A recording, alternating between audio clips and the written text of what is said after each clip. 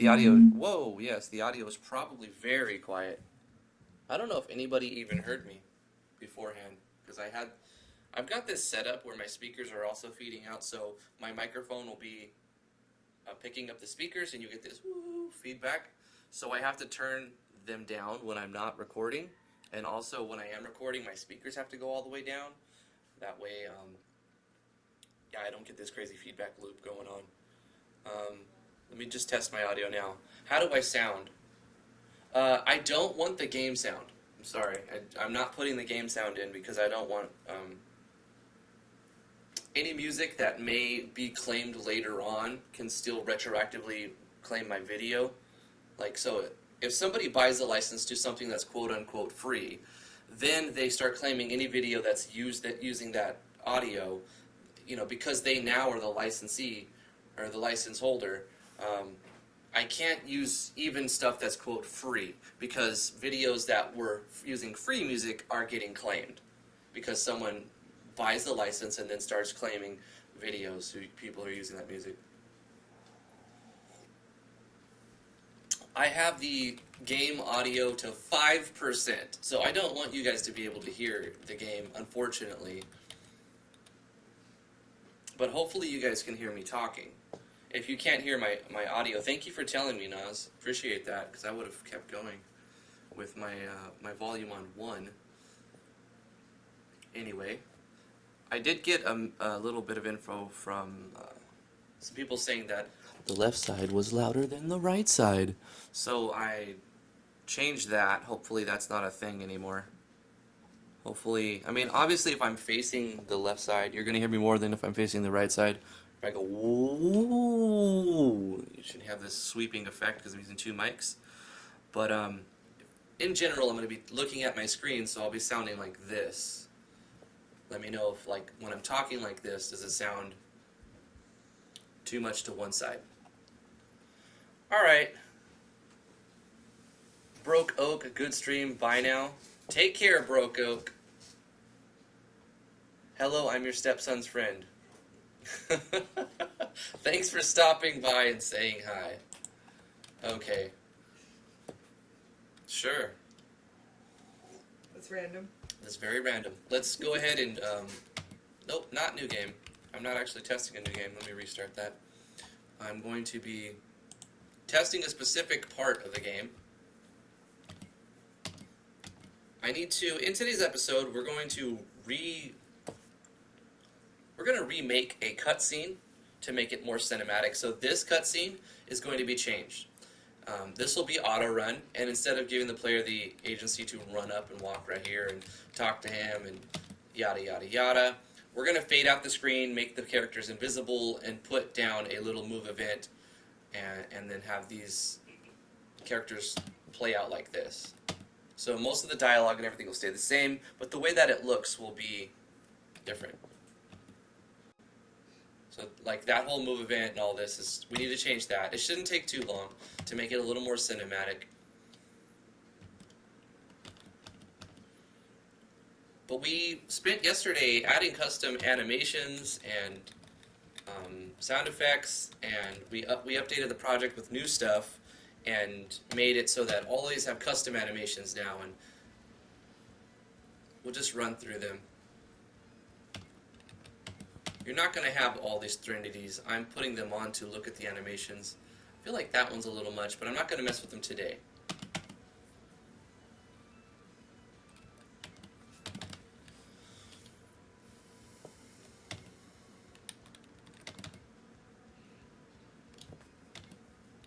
I want to look at them, though. So what are you guys listening to? Hopefully you guys have some cool tunes, some sick beats to listen to while you tune into the stream. Slammy, what's up? So many notifications. Quiet Wood Gaming could always turn the BGM off. Sounds like a little too oriented on the right side, but not that much.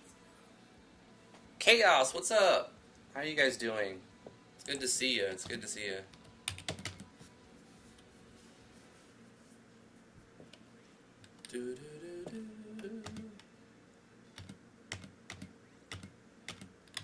Alright. We tested the skills to make sure that we're getting skill levels in our stuff. And then this would be a fade out, fade in, turning transparency back.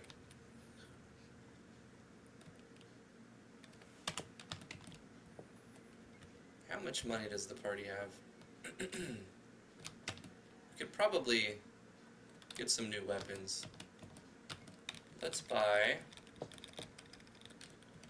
a mithril gun and a mithril katana. Because I didn't spend any time crafting. This was the speed run, quote unquote.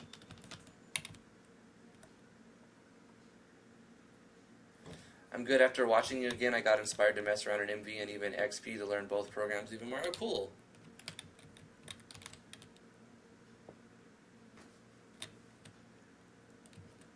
Inspiration is a priceless commodity. This is all we got left. Selling ingots and ores for Crafter's tokens.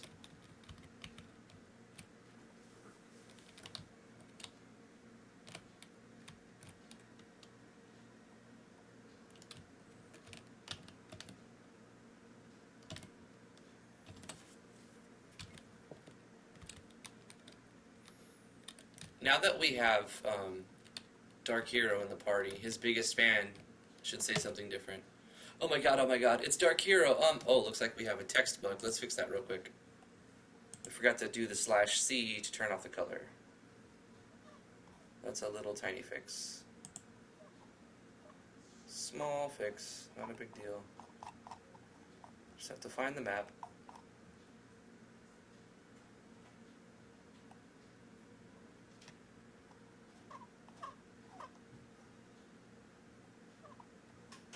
If I can just find the map.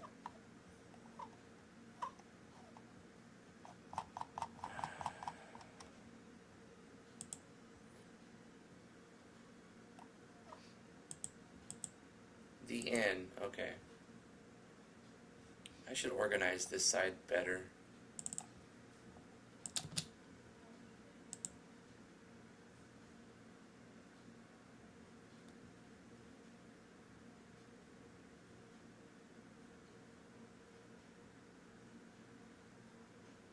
Oh, the comma might be messing that up.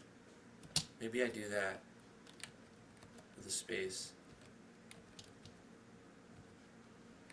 Because that /C should default to 0. You know what I could do is, in this instance I have to do 0. So that I don't have a space after the comma. Yeah, that's better. Because otherwise, we can see, it ignores the /C because it's thinking the /C. No, it's still, the test play works fine. Why does it jank in the game? Or not 10. Oh my gosh. Oh, it's on page 4. Yep, I just didn't put it on here. /C works fine. I just forgot it. Like a big dum-dum. Easy fix, okay. Now it won't be all green. It's just supposed to be names that are green. This is where Dark Hero's biggest fan, like, runs into Dark Hero and he's like, he's starstruck, he doesn't know what to say. He's like, oh my god, it's Dark Hero, I made that composition, it was, yeah, I was thinking that you could do anything.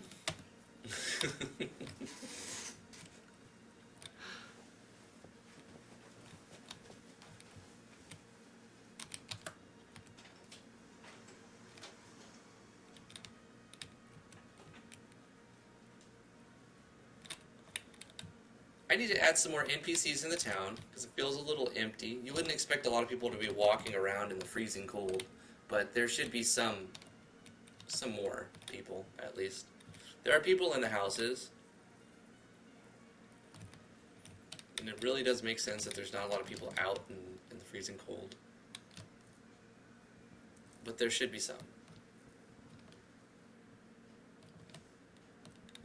We could put a fisherman dude here. He's like, this is the time that the fish bite. This is when the fish bite. Actually, let's go ahead and do that real quick. Yeah, let's do that. Let's make an NPC real quick. Throw him right there. He's gonna be the outside fisherman dude. Randomize, randomize. What does our fisherman look like?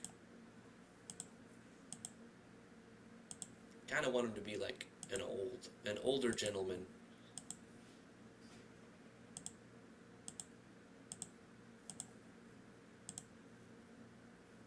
That's him. That's the dude. There's our fisherman. Okay, let's do face image. We'll call it aged fisherman. Save. Go like this. Export. Aged fisherman. In fact, I'll just copy that with Control C. So I'm going to import that same thing right here, aged fisherman. And then put this down here, export that, overwrite it. Yep, I do want to overwrite it. Export this, paste. There we go. Save the settings as an aged fisherman. There's my little baby. Hi, honey. If you hear any baby noises, it's my little girl, Lily. That is our 3-month-old. Alright. So we got our aged fisherman. I need to load Photoshop real quick.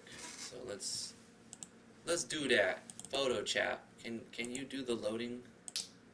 And then while we're loading that, think about what do we want him to say?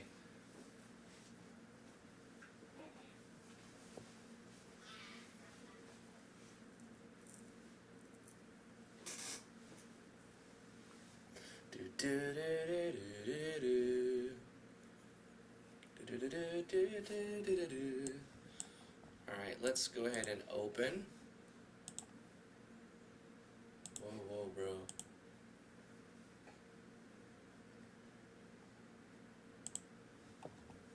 What do we got running here? Yeah, that looks pretty normal.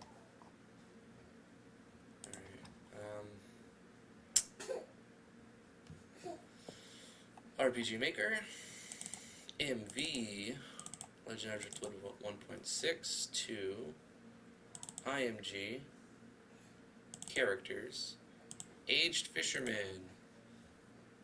Let's open up our script here and run this script to stretch him.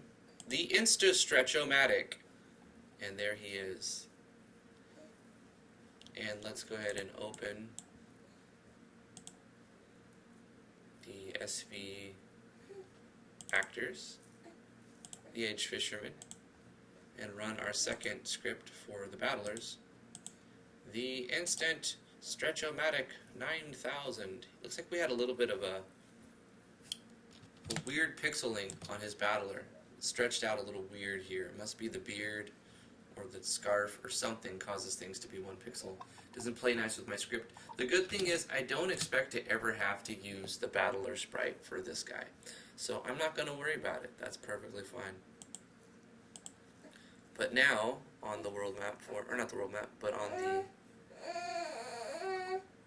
Oh, is that so? You tell everybody, honey. You tell them. This is going to be our fisherman.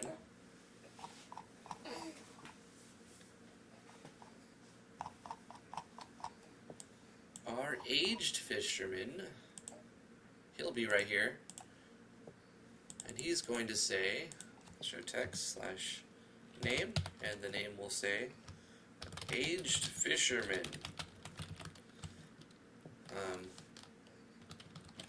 Now's the perfect time to be fishing.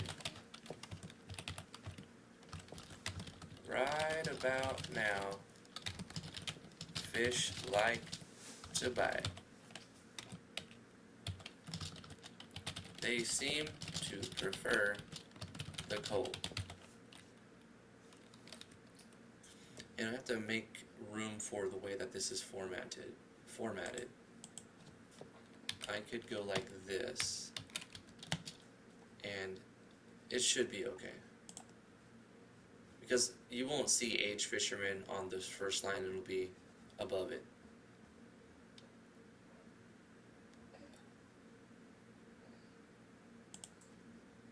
I'll just say like this. Now's the perfect time to be fishing. They seem to prefer the cold. Maybe a hint for the fishing system in the future? Maybe. Probably not.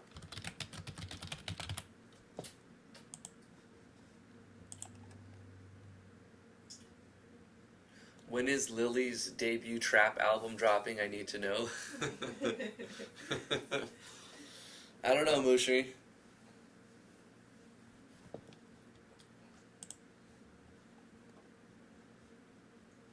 Why do you need an SV battler for him? I don't necessarily need a battler for him. But while I'm going through the process of doing it, it only takes a few extra seconds. So I'm going to just add that to the resource.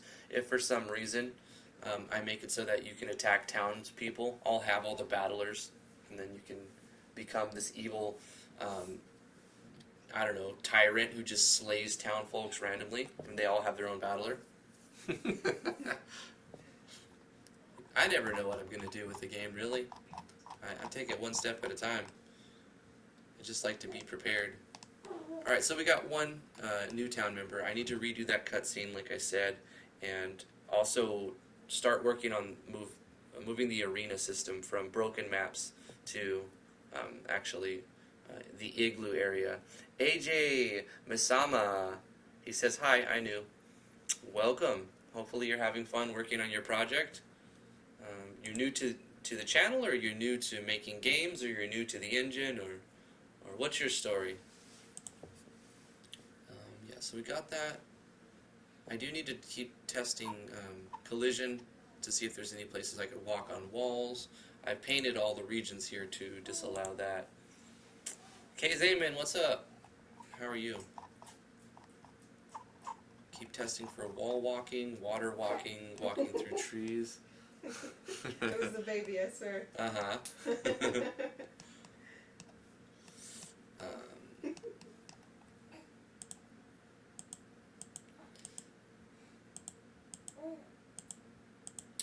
Yeah, I think that's good. There needs to be NPCs inside the castle and also the church. The church.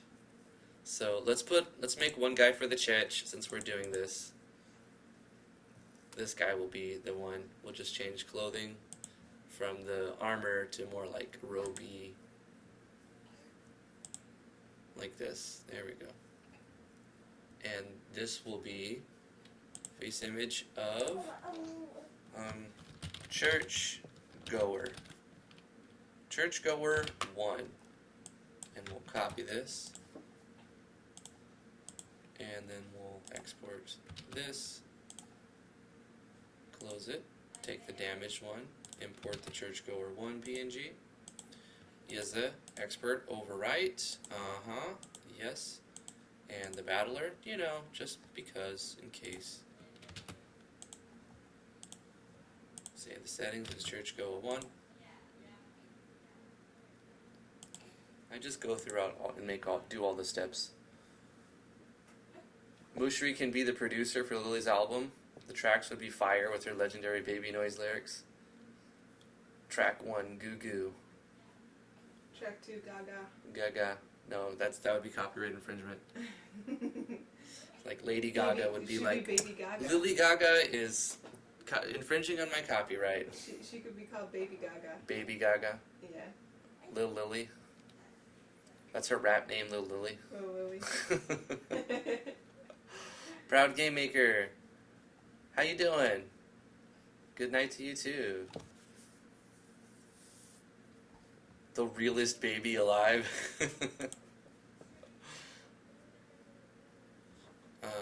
We've got that. We need to stretch the sprite. Let's keep doing it. Let's keep on keeping on. Open up the church goa. The Insta Stretch-O-Matic battler. That one worked perfect. Let's open the churchgoer character.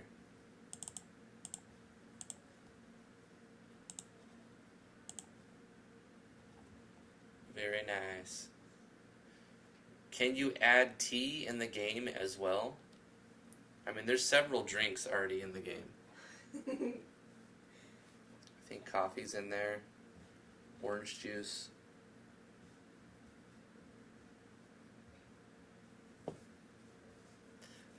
Giuseppe, as an artist looking to get out of my boring job and into game dev, how much expectation is there to hand draw every single asset yourself if you plan to sell an RPG Maker game?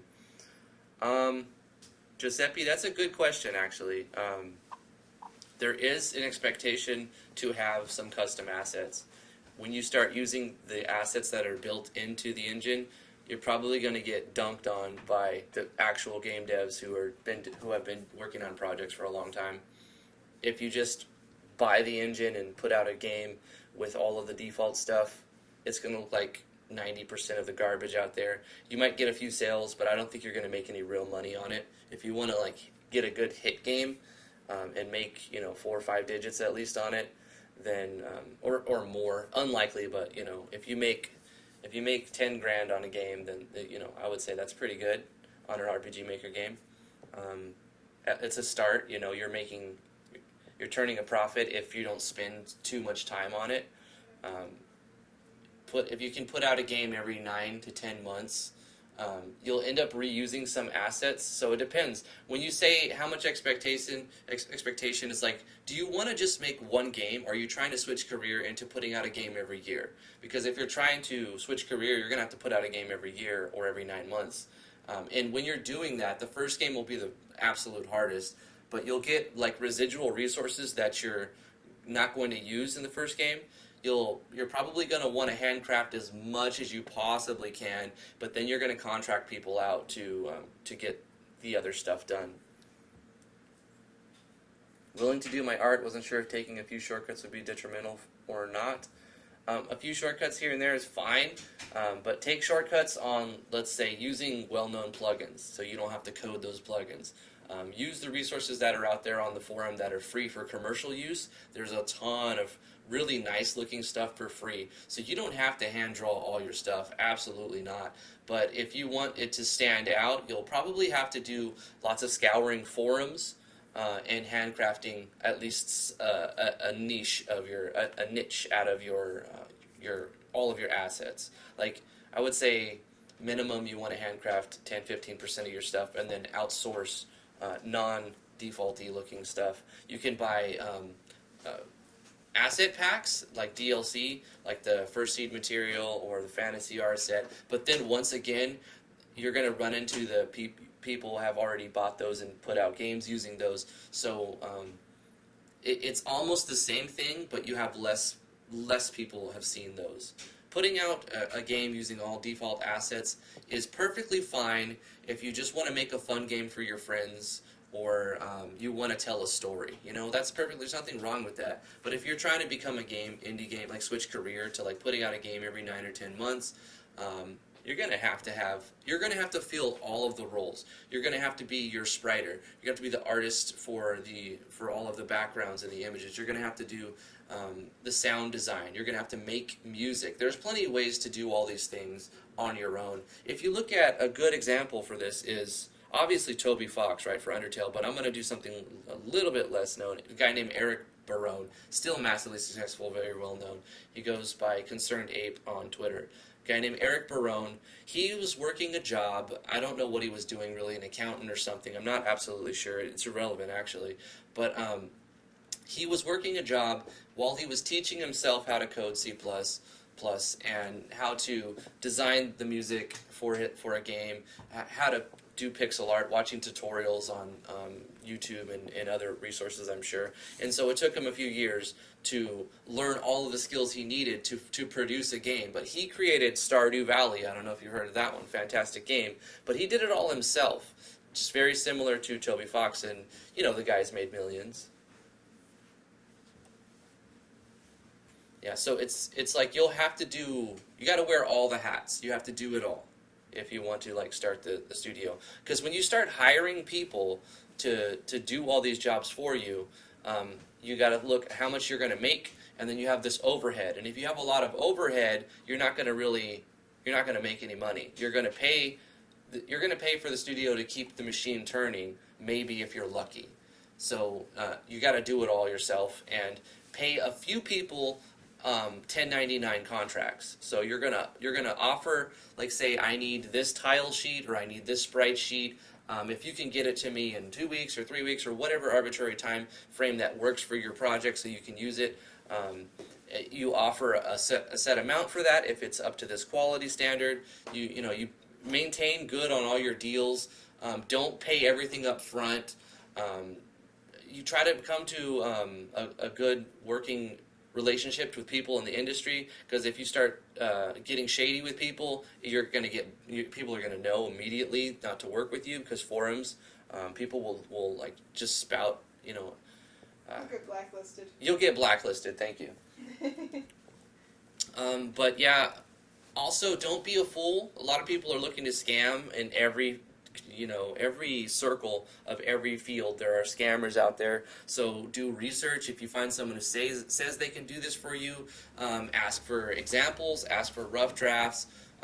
Don't try to hassle them a bunch, but you need to at least make them show that they're interested in the job and that they can actually do it, and try to sniff out your scam artists out there and look to see if they've already been blacklisted in other forums. So it'll take a lot of research. Once you've got all of that and you have a fantastic game and you've hired some 1099 contracts to get some certain resources, and you've got the publicly made plugins, or maybe you've bought plugins, and you finally got a project, you're still not done, because you got to take off that game developer hat and put on your marketer hat. And now you've got to go, unless you're going to get a publisher, which I don't recommend, especially in your first game. There's pros and cons to getting a publisher, because they can give you the capital to get it done, but then you got to pay lots of money to the percentage, 30%, 40%. I don't know what publishers, they'll offer you different deals. I think anything over 30% is probably a bad deal, but it's case by case. I'm getting off track a little bit, but what I'm trying to get to is, after you've made your game and it's ready to sell,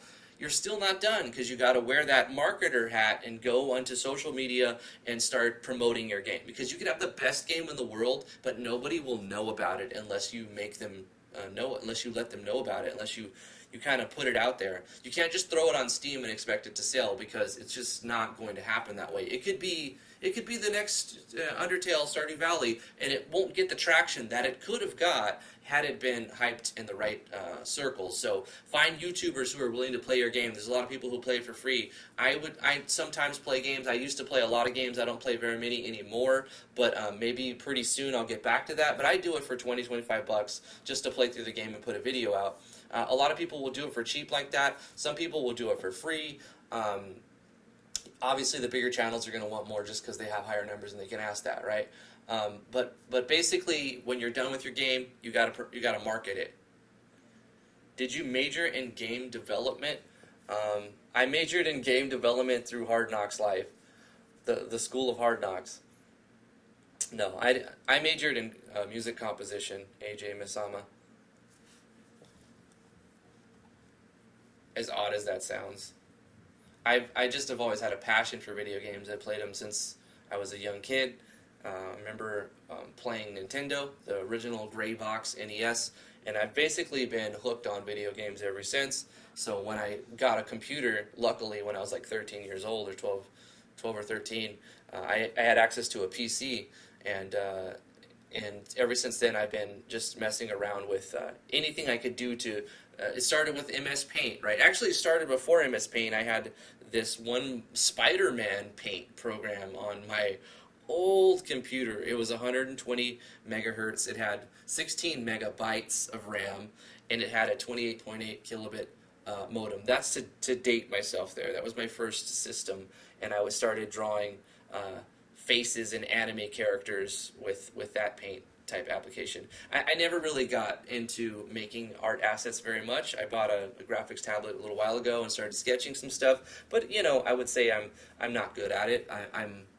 If I tried really hard and spent enough time on it, I can make something that looks halfway decent, but I struggle with a lot of things. So I'm not really a good artist, but I do some art when needed. I frank and edit a lot of things. I learn how to manipulate a pre-existing art, which is something you'll want to do to make it fit. If I'm looking for, case in point, for a cutscene in my game, there's a gun, and they're fighting over a gun. And so I found a gun that would be copyright, that I could use for commercial projects, and then I resized it and I turned it into into an animation. So I took existing art and then I made it apply to the situation I needed it for. So you'll be doing a lot of that, like art manipulation, not just like drawing very well or sketching very well. You'll have to do a lot of that. I have to go to the dentist now. You gotta go? Yep. Okay. Bye, baby. Bye. Love you. Love you. Drive safe.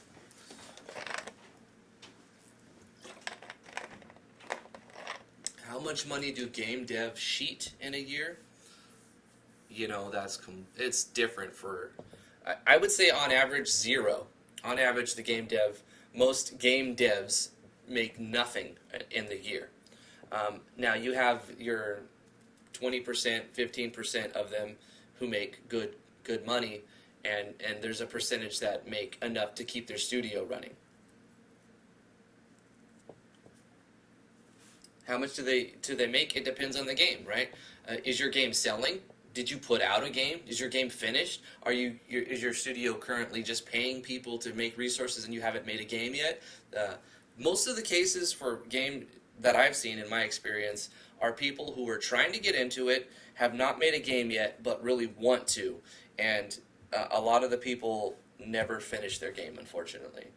And that's the most likely case is you're going to get into it, you're going to start making some assets, maybe you'll be doing this for a year, and it'll look like you might have a chance at a game, and then something happens, and you'll learn so much in your first year, but by the time you look at your game a year later, you're like, I could do this so much better if I just remake this map. If I just remake this map, I can redo the sprites on this, because when I first started, this is my quality, but a year later, my quality's improved so much. So sometimes we have to just accept what we've already put in the game and ship it.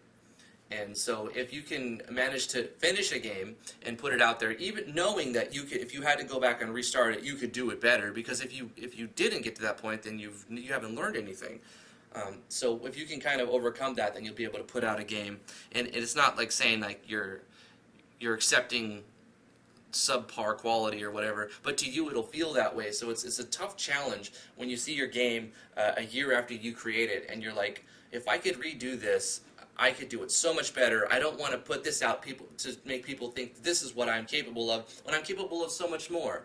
But you need to just kind of put out the game and move on to another game if it's done. If it's total garbage, then don't put it out there. Obviously, you want to have some level of quality. But I'm not trying to say you should rush garbage. I hope that's not the way it's coming out. I'm saying that most people don't put out a game because they're not happy with it and they want to keep working on it so that it's better and better.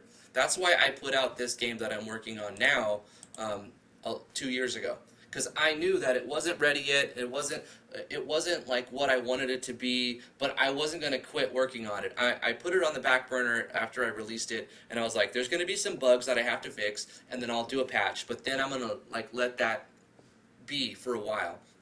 I'm going to come back at it in a year, even though it took me 2 years, basically, and then retouch everything and do the next part of the game and bring the game up to speed. So this was my plan for this project, and I was so unhappy with it. I liked it, but I was unhappy with where I was at, and I wanted it to be more, that I put it out for free, on top of just kind of wanting to support the community, because I was getting a lot of community feedback. When I first started this game, my channel was very small. I think I had 300 or 400 subs when I was working on this game. It really wasn't until Yanfly gave me a shout out, and he's like, hey, check out this guy, he makes tutorials. And then my channel went from 300 subs to 2,000 subs in 1 month, maybe a little bit over a month. So I really blew up when Yanfly gave me a shout out. My channel quadrupled basically, or quintupled.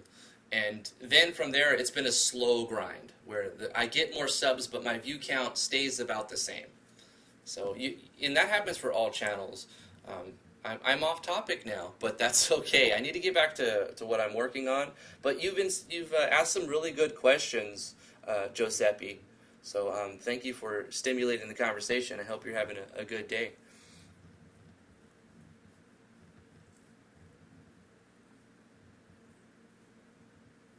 Stress Empress says, oh, I've fallen into that trap about 3 times already. It's hard to overcome that inner perfectionist at times. Yeah.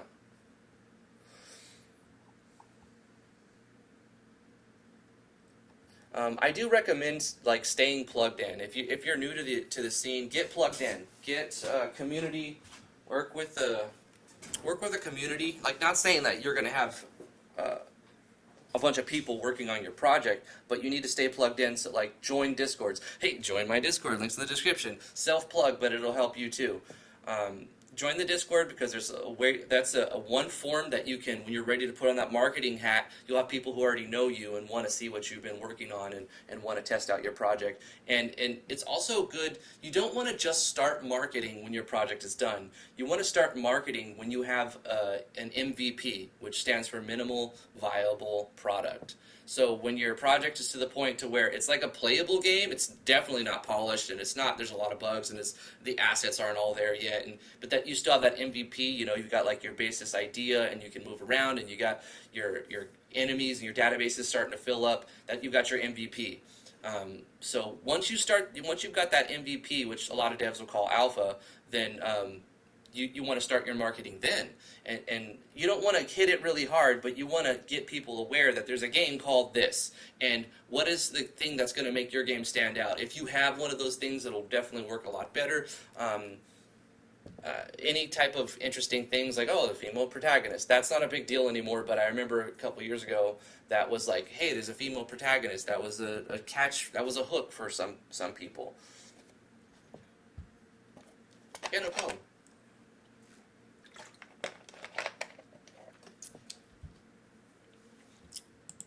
Keep in mind what type of game you're trying to make, though. If you're trying to tell a story and you like the style of visual novels, there's nothing wrong with making a visual novel. But I will recommend, if you're going to make a visual novel, don't do it in RPG Maker.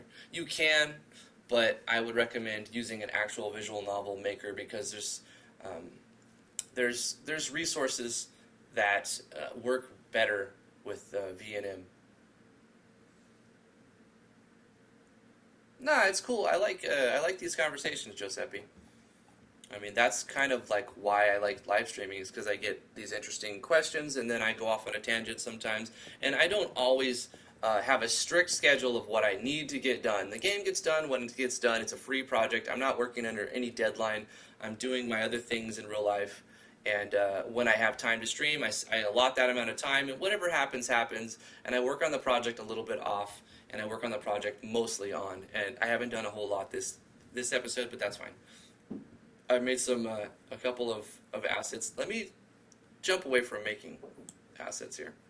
Let's go back to the cutscene, and let's edit a cutscene so that we're not just making sprites and stretching sprites. Photoshop. Let's make a cutscene, because the cutscene that I have, it's very, very basic, but it can be done so much better. In fact, the rest of my cutscenes have this similar concept of a cutscene happens, the screen fades out, the characters go transparent. I create events that are supposed to simulate the characters in the party, and move events that one, like a controller event, which is your auto run, invisible, off to the side. That's like moving all of the parts, moving all the puzzle pieces. And the events that illustrate the characters are just blank events with the skin on them. And so I plan to keep that consistency throughout all of the storytelling and cutscenes in the map. Or in the game. So on that map, I'm going to do the same thing. But I wanted to put that together real quick to get the bard into the party. We've moved past that. We've got the bard into the party. We've made it so that his skills are up to date. We've given them all new animations. We've recoded them in the notebook so that they have custom execution and they all do something different. They add to a variable. When you use your bard skills, they get stronger. So using your bard as you practice your songs, you get better at your songs. It's the basic concept behind it. So that's all set up. Let's edit the cutscene if I can find the map. Here's the old Watchtower map. Alright, so what we have here is all of this stuff is happening once we've progressed the storyline by adjusting the variables. So we talked to him in town. He has this emo scene where he's like, nobody likes me, I'm sucky. He walks out. You talk to his biggest fan. His biggest fan gives you a piece of music to deliver to him. And then so once at that point you have to find him, he's over here on the cliff just playing a song, practicing his music in a seclusion. And and you walk in with a piece to give to him. Yin Yan says, take some sprites from the Yin Yang game, then try making a cameo. Epic Mightyina says, I sometimes make the player become transparent during... That's exactly the formula that I've been going with, Epic. Doc, replying at Joseph P. says, art and sound is in high demand. Storytelling and game mechanics are treated like meh.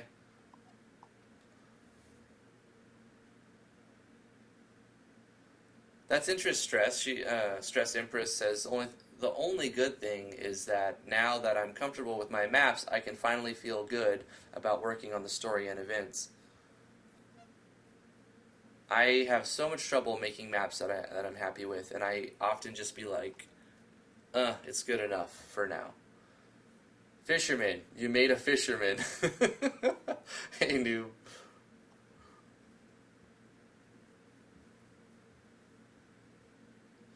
A lot of people do that, Giuseppe, and I have the same problem because like the things that I'm good at, I often assume that everyone's good at that. So that doesn't make that a valuable skill because isn't everybody good at that? But the reality is no, not everybody's good at that one particular thing. So find value and know your worth.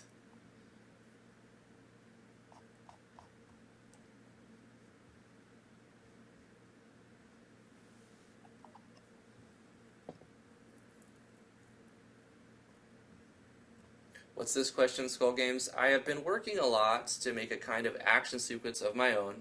Not yet plugin or so. Trying to make my own type.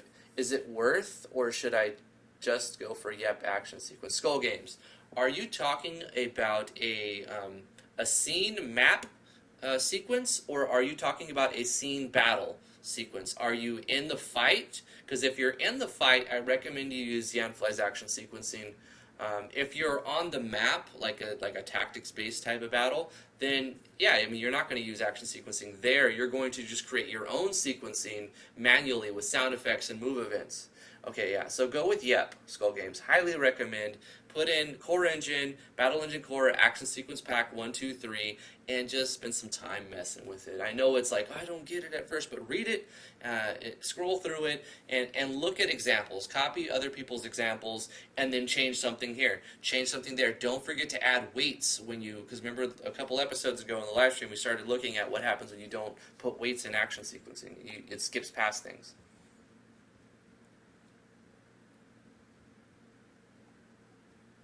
Oh, wow.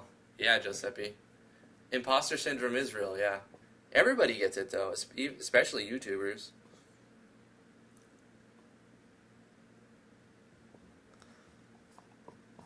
Or most people, anyway. I'm sure most people get it.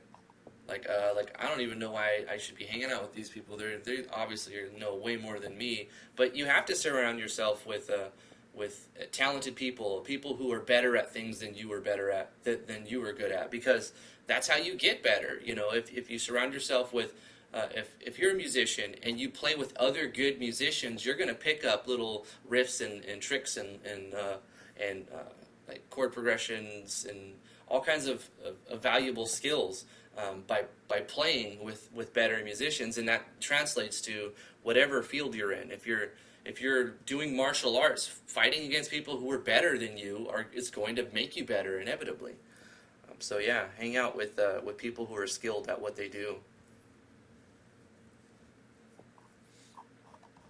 Since we've already got this set up how it is, what we really need to do is just change what and when the party moves. So I think it would be smart to take all of this out and change the event. So here's what I'm going to do. I'm going to keep this event how it is right here, but I'm going to change something. So I'm going to copy this event, and then I'm going to paste it over here. What's going on here? This is a parallel process that changes the sky, okay, Tarax. This is changing the snow effect and Tarax lighting. And then it just erases. So that happens at the same time as this. Well, we're going to make this an auto run. First of all, your controller event usually is just a blank event above the player. So you just make it blank above the characters and auto run. And this will have, we'll call it controller. Scene controller.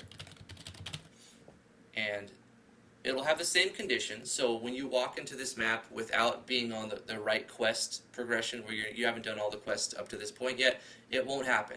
So in order for this to happen the way that it's supposed to happen, then you have to have these conditions. The second page, where it's all blank, we don't need to change the trigger because we don't want a blank auto run. It will cause problems. A blank parallel also is not good for performance. So we make this trigger an action button because it will stop all of this from happening once we've changed that variable. So all we have to do now is delete the contents of what's in here, except for what we want this thing to do. We don't actually need this thing to do anything.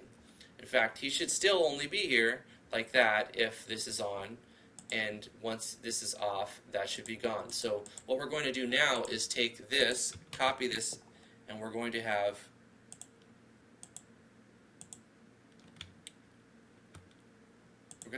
three party members. So I'll fade out the screen, fade in the screen, and then you're going to see this person right here, and right here. But it's not going to be Dark Hero. We're going to have the three party members. We're going to have Driftwood, like this. We'll have Arturus.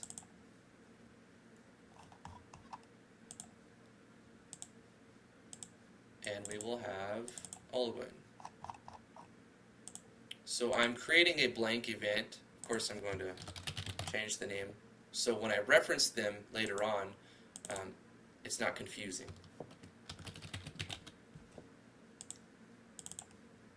You'll see what I'm talking about.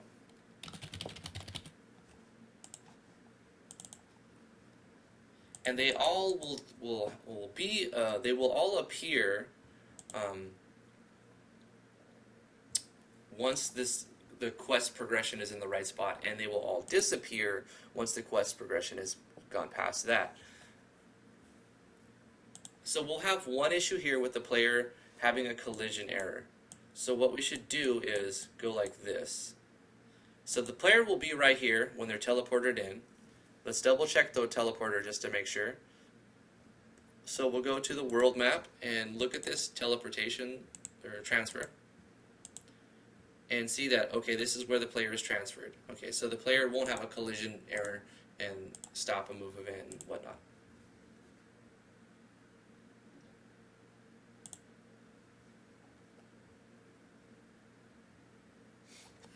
Doc Wee says, I was a brown belt in Taekwondo and sparred against a black belt. Never have I felt more helpless. Right. But fighting against that person or sparring against that person, not only did it give you humility, right? It's, it'll definitely knock down that ego a little bit, but it could also improve your skill if the person was willing to show you, or at least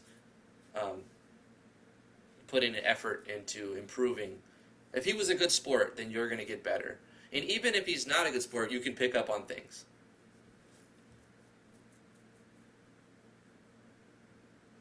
The problem with most YEP plugins is the core. If I put the core on my games, most of my plugins will not work. Really, Skull Games? What plugins are you using that the core engine messes up?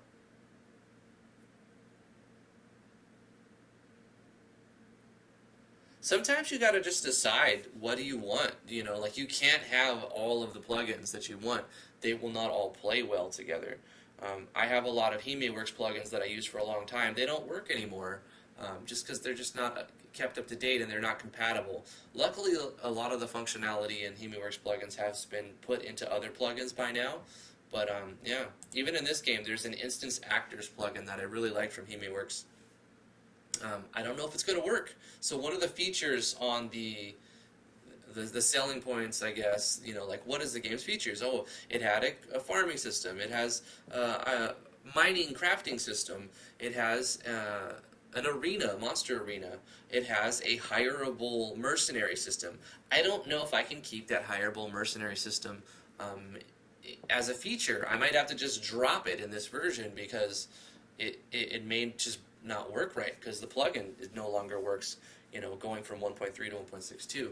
Or I'll have to spend a lot of time and resources crafting a new one, which I could do, but do I want to invest the time for that? So we checked the teleporter, that the transfer event, that works fine. This is the part of it right here. You basically select the look of the character, you get to select the name of the character, and you get to select the job, the class of the character, and that's the hireable system.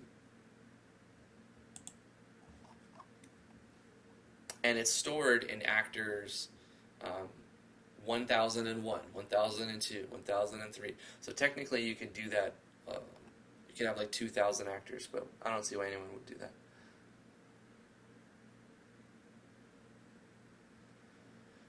Skull games, let's see, what did I miss?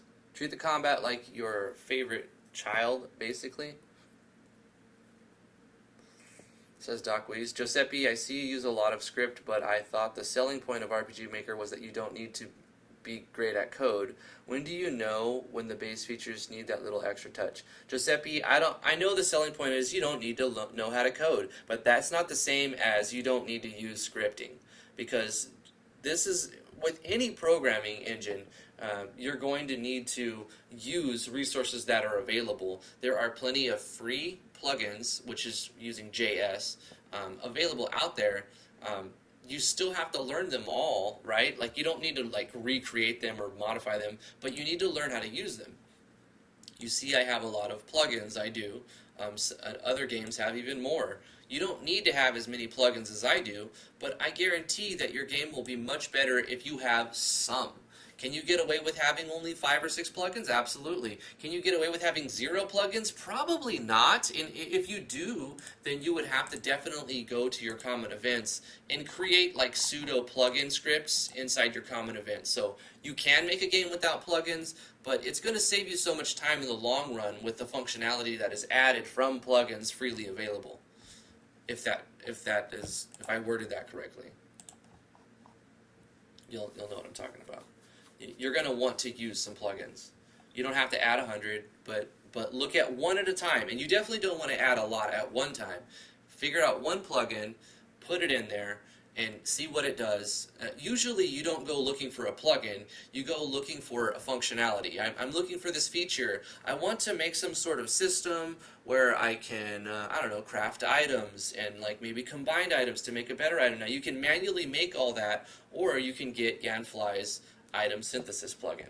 And then he's already done all of the work for you as far as the coding. So you don't need to know any code for that. All you would have to do, that doesn't mean there's no work involved with using it, right? You want to learn item synthesis plugin, you have to get the plugin. You don't need to know anything about the plugin except how to use it. So you would still have to go through here and do some reading, right? It's not a lot in comparison to how much time it put into making the plugin. It's just like a tiny drop in the bucket of effort.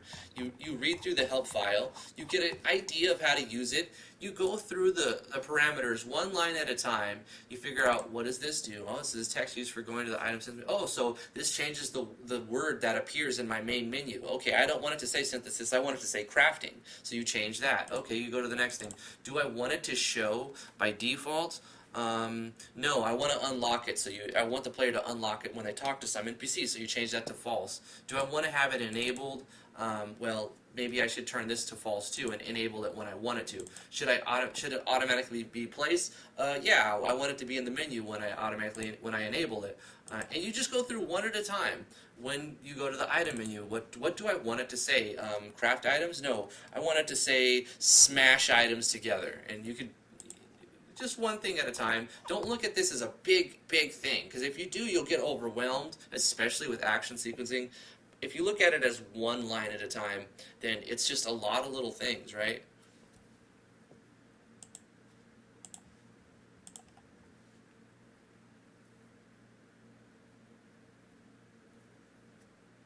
Tiny drop in the bucket of effort. Yeah. Essentially, right? Is there a plugin manager for VX Ace? Yeah, in VX Ace, okay, so JavaScript is used for MV, but in VX Ace you use a different language called Ruby. So if you know Ruby, Ruby on Rails, or if you've done any Ruby programming, then you can you can make your own plugins and modify the game's code. I forgot where it's at, what button, but it's similar to in the database. And in the database, you would go down somewhere in VXAce. I don't have it open, I can't remember. I haven't used it in a while. But it's like scripts or something. You click on that tab, and it'll look like this. It basically looks like common events. But in here is where you copy-paste scripts. So you go online. I recommend Galv's scripts. You type in RPG Maker VXAce space scripts, spelled, like this. You don't type in plugins. You type in scripts. It's the same thing, but they're called something different. And then you find their code, and you copy-paste the code for the script, and you would go to where you have scripts, and you would write a new one like Galv's Battle System, and you would write that in there, and then you go right here and you paste all the text.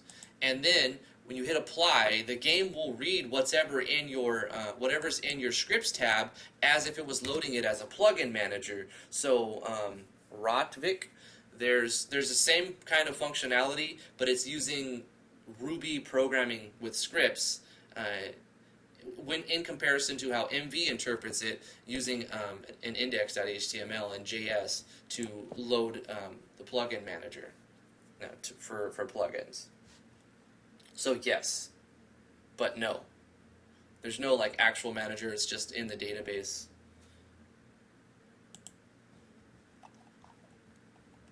Alright, so we have to change some move events in our auto run because a lot of the time that we're doing a move event, it says this event. So all of the instances of this event needs to be changed to have a different target because now we've changed this code from being the actual the Dark Hero representation to being a invisible, off to the side controller. So it's simple. We go here. We say instead of moving this event, we move Dark Hero. And let's keep going down. Once again, instead of saying this event, we do Dark Hero. And for the player, we're gonna change this too. Now we're no longer moving the player. We're going to be moving multiple other events. So we'll start off by saying the player is not going to be moving at all. In fact, we should handle what's going to happen. The player's we're going to fade out, turn off the transparency, or turn on the transparency, and then have events represent the party instead of the player. And since we're doing an auto run instead of a parallel, the player won't be able to move around and mess up these things. In case, for some weird reason they are, we're also using Yanfly's plugin to move stuff around using Move To script so that you don't have the collision into a solid object freeze up the game with move events that you normally have. So this is we're going to have to copy this. So it will be move Driftwood to this location, and then we're going to copy this and paste this, and we're going to move Arturus, not to that location, but to a different location. They all can't move to the same location, but we need them all to move just to show that stuff is happening as an auto run. But how do you make an auto run move multiple things at the same time? You just remove the wait. So we're saying move this character to here, but if we check the wait for completion, then it's going to move this character, and then when that character has finished moving, it's going to move the next character, and when that one's finished, it's going to move the next character. But what we can do is take all the waits off except for the very last move event, and then it starts moving all of them, but it will wait for the last one to finish. So we're going to get rid of the wait on two of them. We're going to keep the third one, otherwise they're going to still keep moving, and we're going to get a show text. And because I'm using another plugin, the event stop map stop movement, or event map stop movement, something plugin from Yanfly. Gosh, he's got so many plugins, I forget the name of them. But there's a plugin that stops events from doing things while a text box is open. So if a player is chasing you and like you're trying to dodge a battle or something, dodge a collision, and then you get a text box, it doesn't just freeze your character and then the events are still chasing you, and then when you get rid of the text box, it hits you. So that's kind of cheesy, so that's why that plugin was made. It was actually created in VXAce, speaking of VXAce, and Yanfly converted a lot of his scripts from Ruby to JS. So we're going to move these guys, but we need to look at the locations. We're moving X11, Y25, but they're not all going to move there. Where do we want Driftwood to move up to? He's here. We want him to go up, up, so he's going to be moving to 1123. And where I'm getting this number is in the bottom right. You can see right here the X and Y coordinates of what box is being highlighted. So I just basically want a move up, but I'm not going to use move up. I'm going to use Yanfly's script to do that, to avoid any game freezing like collisions. So 1123 for Driftwood. We'll change that real quick.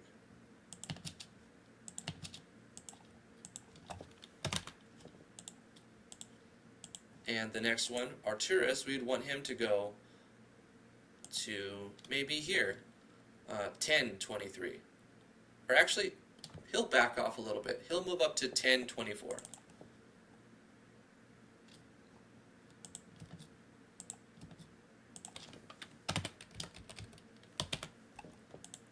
Cool. And then finally, Olgwin will move up to, we'll say here, 1224.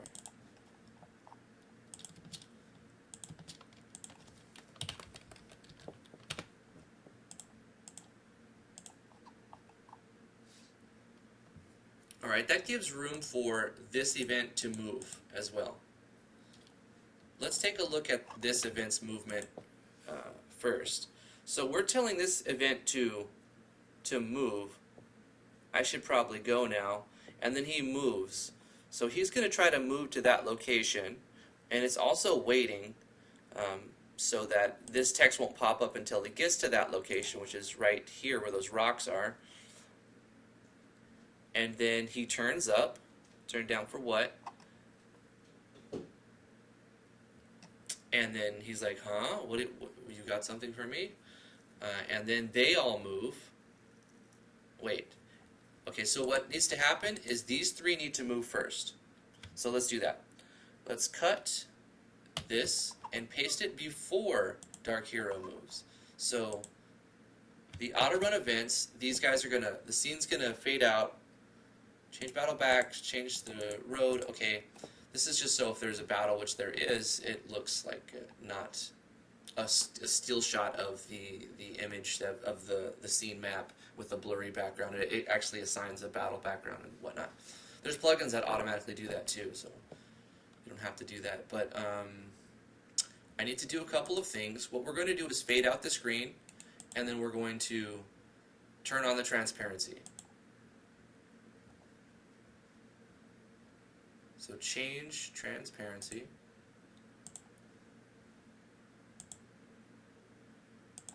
We'll turn it on. So the screen is going to fade out, and then the players are going to go invisible. That'll happen immediately. And then, okay, so I feel like what's going to happen is we're going to see the party on the blocks of, the party's going to be right here. Then the player might, for a split second, see themselves and these three events. I need to test it to see if that's going to happen. If so, then we just need to do a page turn, and we can fix that. It's not a big deal. But let's see if it works without having to make a page turn. In fact, to make it a little bit better, 2 frames faster, I'll put the fade out quicker. Also, let's actually put the transparency first. Transparency on, fade out the screen, change the battle back, and then before the move event, we want to do something. We want to do a wait.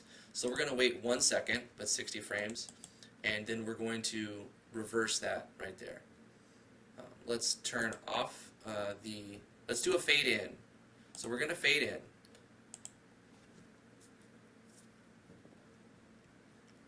So the significance of the fade out, fade in is to show that something is going to happen. This is the cutscene. You don't need 60 seconds, or you don't need 60 frames, but I figure 1 second is a good transitional buffer. You don't want them to be too long. I could even drop that to 30 frames to make it half a second, but we'll see how it feels when we actually go through it. We fade in the screen, a move event is happening, then we get this going on, these moves away, more text, he gets the composition, he plays a thing, sound effect happens, we wait 3 seconds, because the sound effect is not set to wait, the music effect just happens, and then I figured this was a little bit too short, so I'm gonna make this 240. From playtesting it, I felt like it was a little short, so I'll change that now. The monster screams because it's attracted by the song or whatever, or startled, and then it comes after. Arturo says this beastie wants an encore, and then we add the party. We shake the screen, start the battle, but we're adding the party, and then after we start a battle, and then after the battle, we get some more dialogue going on. We'll see how players are facing. If we need to make any adjustments, we'll have to go through the scene a few times to make the scene exactly what we want. But once the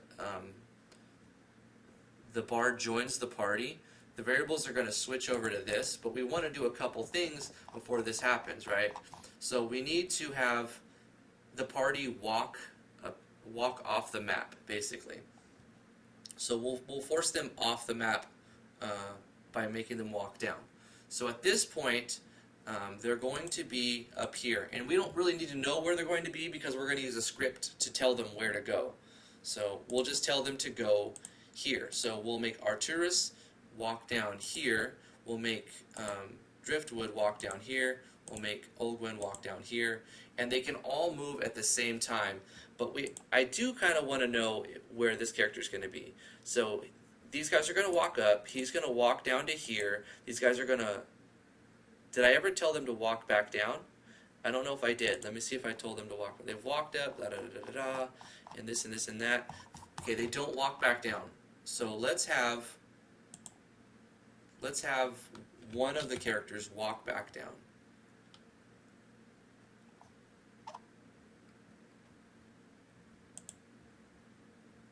So instead of you give, because that's not really how I want it to be, I'm going to say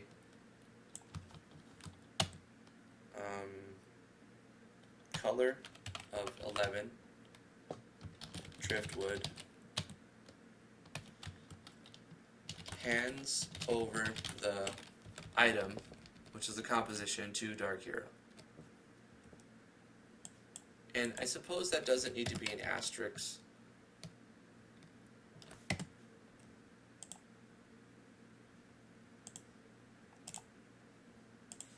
Okay.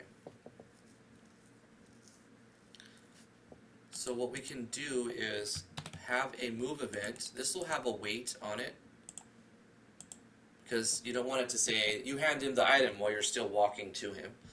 But we need to not move to this location. We need to move to right here, where he's at now, 1125. So let's do that.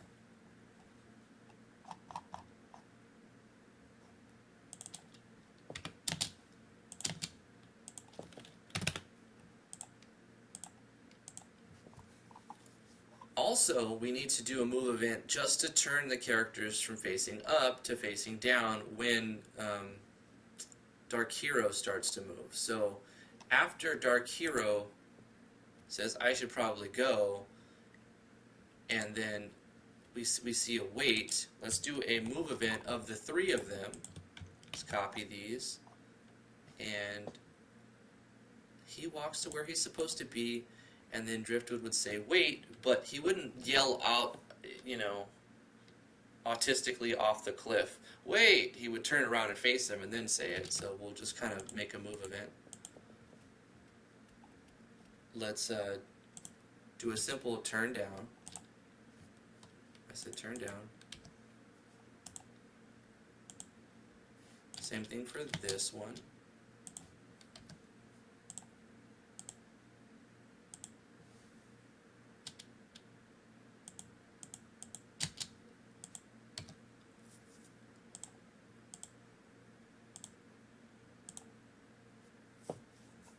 I'm not ignoring you guys. I'm just trying to sequence this in my head. Let me see what you guys are saying here.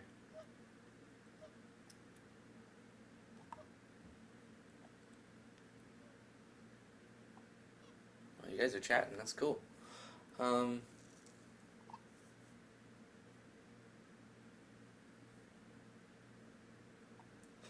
I leveled up my toughness, not my actual skill. Hit the mat a lot. Yeah. You probably leveled up your skill working with them and you didn't realize that you got better.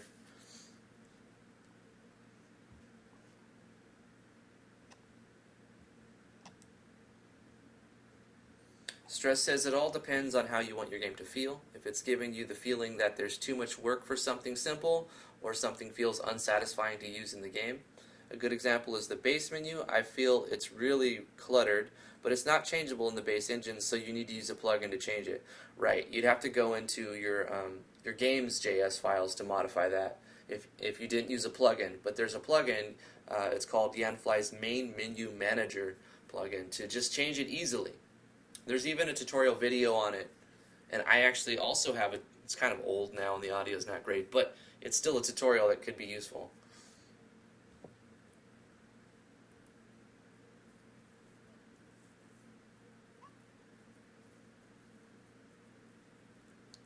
A good test. This is Doc brings up a good point. Skull Games. You can make a new project, put in the plugins, and test your current project and try this. So you can make a new project with the plugins that you want to use, and see if they play well together. And if they work in the sample project, but they don't work in your game project, then you may figure out that it's not just the plugins. Maybe something else is going on that's causing it to not work.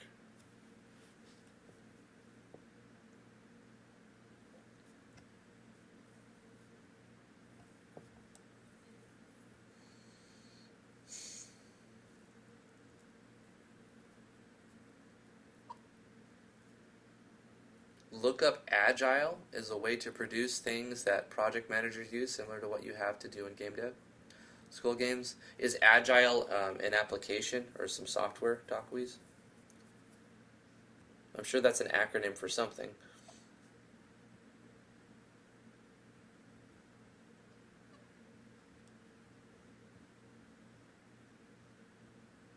Your biggest cost is your own time.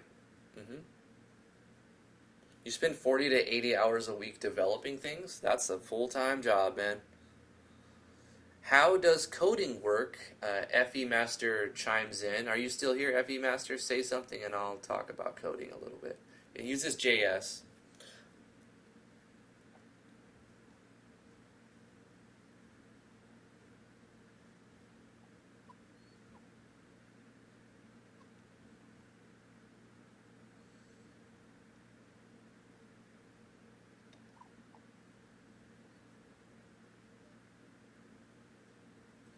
And if you want to have even fancier menus, isn't there a thing for that, Cheesy Prime? There's a few plugins that adjust your menus. Mog Hunter has some stuff that changes your menus around. Some random dude has some stuff that changes your windows around. You just have to make sure that whatever plugins you add are compatible with the plugins you're already using. And if not, try to reorder them and change the order that they're in. Maybe put one at the very bottom or put it at the very top, just to see what happens, and play test it a lot to see if you encounter any bugs with incompatibilities. But if they play well together, then it works. And if not, you have to decide, what do you want more, a fancier menu or this kind of core plugin or something.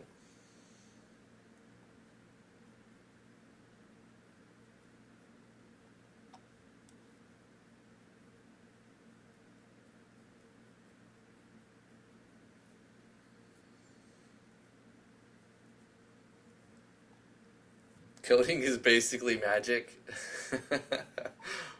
Well, there we go. Giuseppe answered it for you. Effie. Just say anything Effie and I'll talk more about it. I don't know if you're still here, that's why.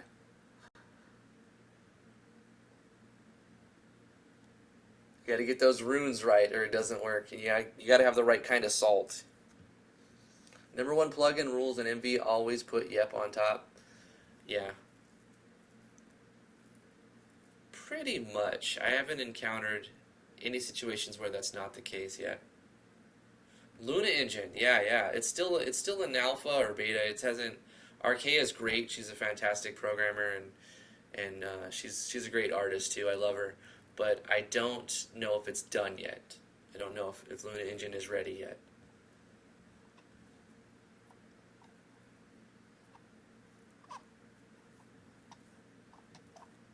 We do need to test this cutscene. We redesigned the cutscene so that it's not so movement. It shouldn't look terrible now. But we're probably going to encounter a bug or something that messes it up. So we need to test it a couple times. We need to also transfer the player And before I forget, I need to turn the transparency back off. So when Dark Hero joins the party, we're going to have them moving down, right? So they moved up, they turned down, they've said their yada yadas, and now we need to have them all three move again. So we're going to go like this, copy this, and he has joined the party. He's going to be right there. The rest of the party is going to be up. Driftwood will be on top of that. So Dark Hero has joined the party, and then after that, we'll have Arturos say, alright, let's get moving to this temple and the blah blah blah. So we cut this and put this after the heroic fanfare, and then they start walking out. So we'll make the person closest to the exit walk away and disappear, and then we'll make the person, and we'll just make them all walk out and disappear. Yeah, so let's do that. We're going to have all four of them move.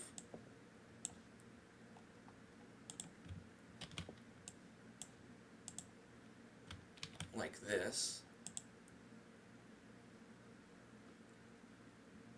But no weight on this one, only weight on the last one. So Driftwood is going to walk down, left, down. So he'll be here at 10:27.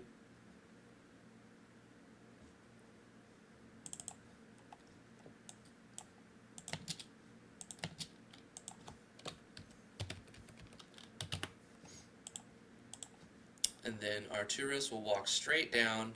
So I'm thinking X1. He'll move. No, wait. 10:27 is this one.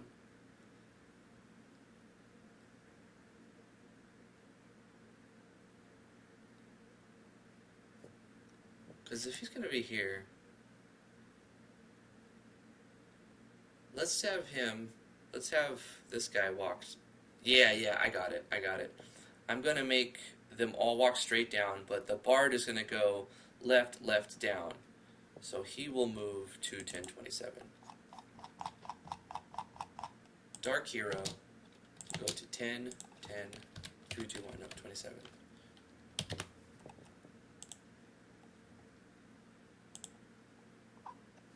And Driftwood will walk straight down to 11:27. No, Arturos is going to do 10. Okay, 9, 10, 11, 12, 27. I got it. So Dark Hero will do 9, 27. We'll see how it works and change what we need to change. Arturos is going to be 10, 27. Olgwin. Driftwood is going to do 11, 27. And Olgwin is going to do 12, 27. At that point, when they've all met the end, these aren't the actual players. The player needs to be moved out of the way. So we actually need to transfer the player. So we're going to fade out the screen. Or we do a movement route. We don't need to do anything to the player except for make them passable. So we don't need to move the player out of the way. We can make there's a thing called through. So at the beginning, when we fade out the screen, we do a movement event on the player. So we do new, movement route, and then on the player we set the through on. So what this does is it lets events walk right through the player, and it lets the player walk right through events, as if they were a ghost or whatever. So we need to turn that off as well.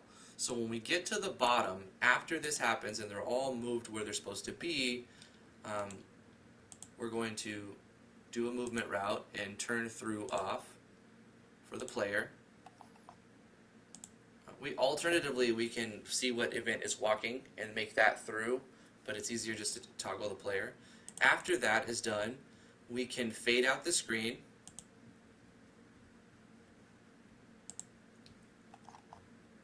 We turn off the transparency.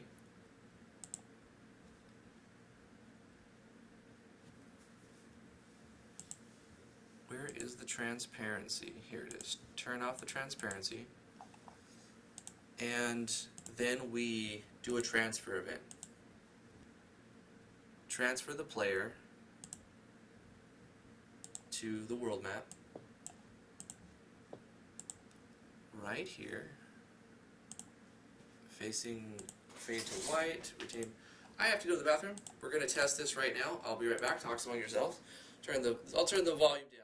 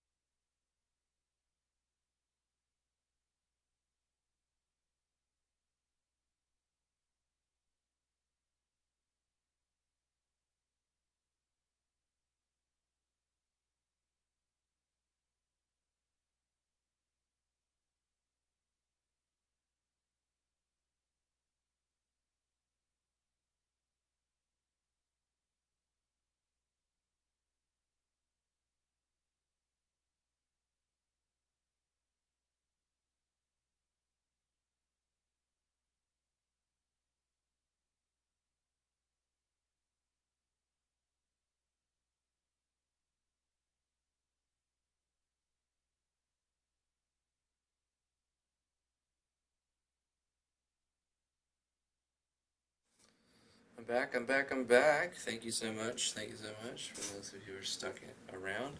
Let's go ahead and take a look at this new event and see where the bugs are and fix them. I'm expecting some.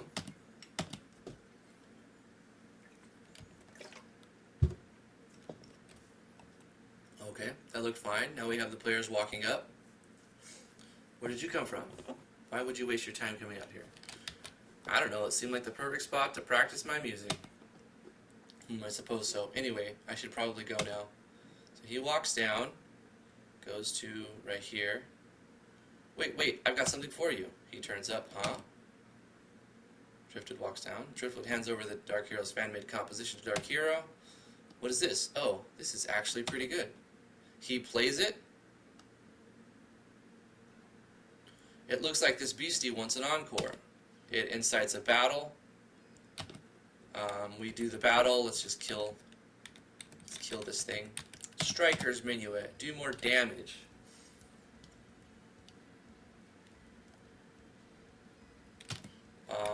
Let's do Fire Thrinity. Increase our fire damaging spells because, or skills, because this thing is already weak to fire. So that should, yeah, do some extra damage. Provoke it so that its physical attacks only go to Arcturus. And we're going to Tachi Kasai as a fire attack. Let's keep the party alive if we can with Healer's Payout. It's weak at first, but it gets stronger. Let's keep doing that one.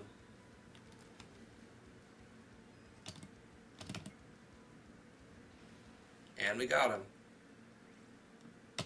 Alright. Leveled up. Yada yada. Let's see the cutscene. Still looks good. You're a highly skilled and capable individual. Why don't you join us? We could really use your help. I don't know. I might get in the way. Dark Hero, is it? Man, you've got some serious talent. Look, we're in a tough spot right now, and you could really help us out if you decide to join us. 2 of our friends have disappeared, and we need help.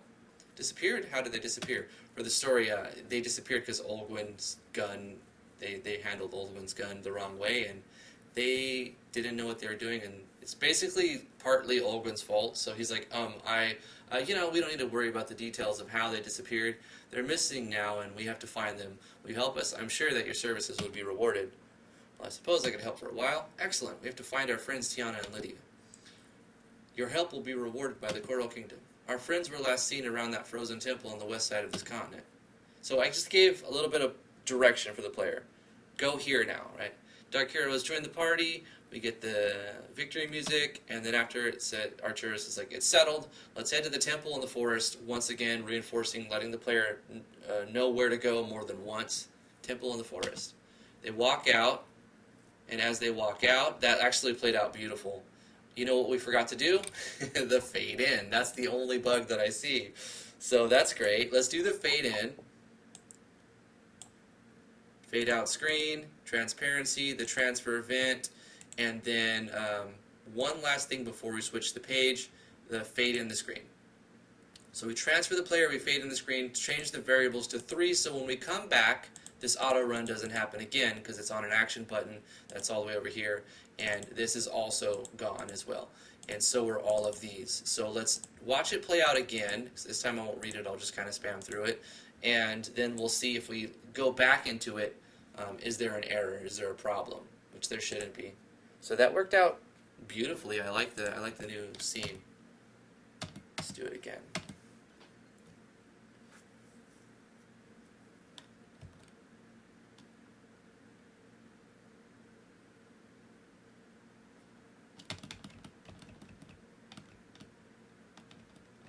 Do you recommend MV over Ace? Yes. I think not only because I don't know how to code in Ruby. I've never tried to code in Ruby, and I've done a decent amount of stuff in JS. But because the pixel density is higher, it's more up to date. You can have higher resolution. It's the most current one, so it has the most. It has the least games made for it yet. If you look at the number of games that have been put out, I'd say the majority of them are in VX and VX Ace. So you're also competing against a flooded market of games.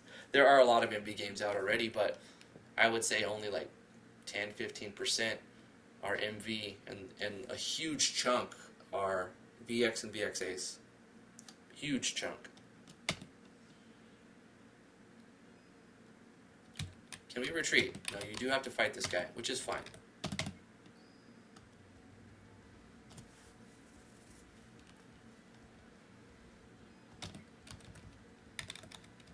I feel like the animation on strikers could be a little bit quicker.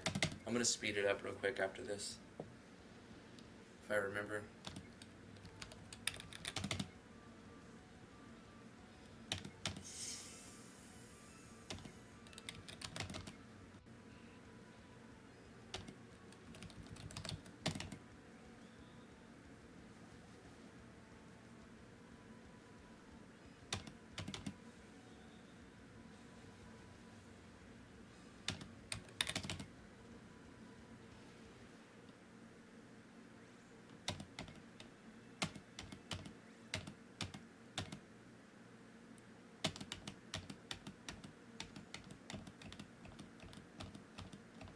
I feel like the dialogues are just about right. It's not too long, but there's something there in the story.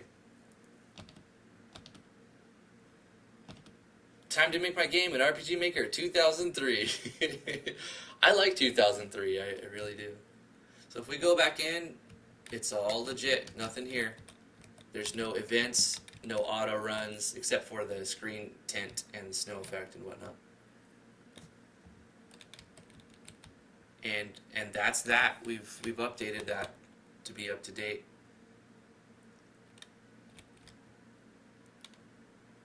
Alright, so let's move on to adding the arena. This is supposed to be the optional thing, the optional battle arena. At this point, wow, it really needs to be looked at. It hasn't been touched in 2 years, so it's feeling pretty lonely, I'd imagine. Let me go to the Monster Arena. This map, because the plugin malfunctioned in this version update, I can't use the map that NoobKX made for me and the layers and all that stuff. So I'm going to take the events from this map and toss them onto an igloo map. Also, I should probably make that igloo map, right? So it looks like we're mapping, ladies and gentlemen. Oh gosh, I suck at mapping. Okay. Alright, so what I'm thinking of is, you guys have played Final Fantasy X, right? Some of you have played Final Fantasy X. I want you see how small the map for the Monster Arena actually is? It's a tiny little map with like 2 or 3 events on it. So that's all it really needs to be. It's a side thing.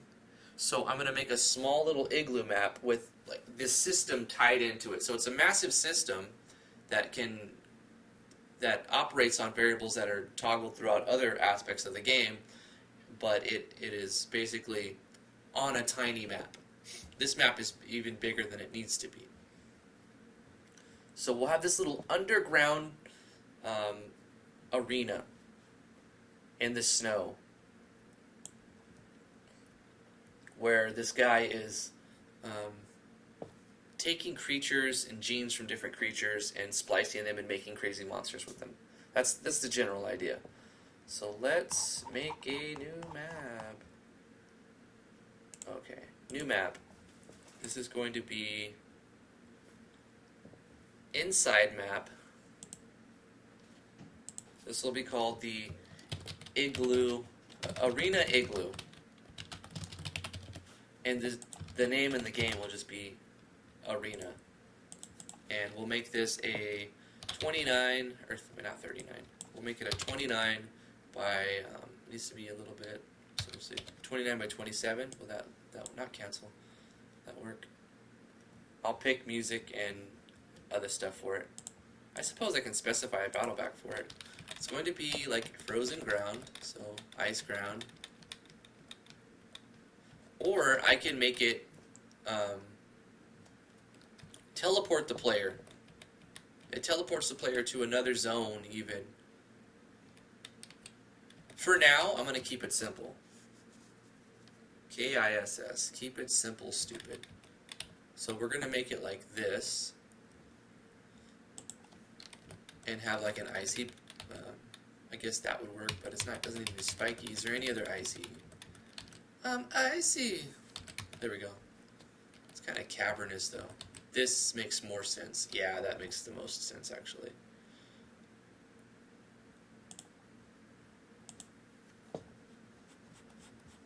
I'm clean. Let's take a look at this. It's a little long. I think it should be more square.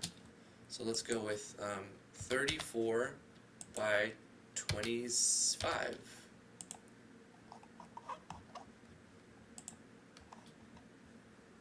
That's bigger than it needs, I think. But we're going to have a zoomed. Let's go with 32 by 24.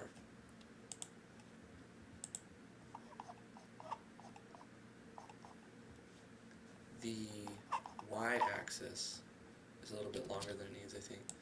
22.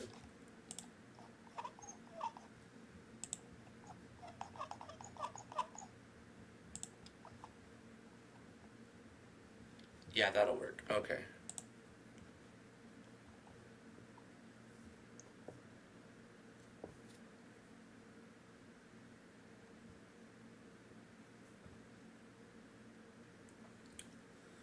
I'm thinking when I start on my actual game thing, and not just messing around in RPG Maker, I'm going to use stuff so I can use VX tile set stuff. Here's the thing though, you can use VX tile set stuff in MV. You just have to resize it. It's not hard to resize a tile set. It can be, actually. I take that back.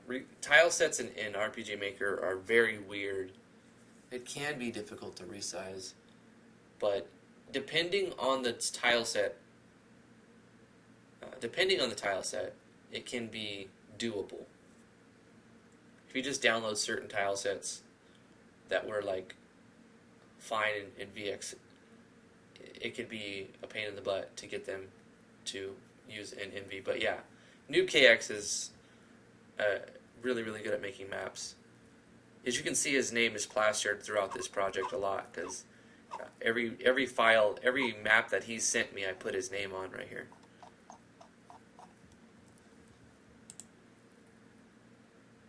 Just make sure it's the correct multiple if you want to stick with the 48 by 48 RAM.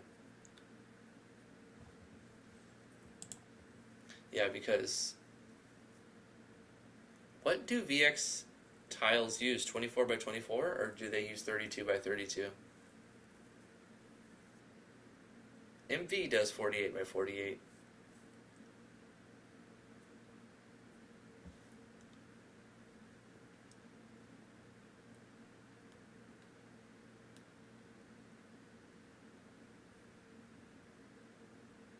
Okay, 32 by 32.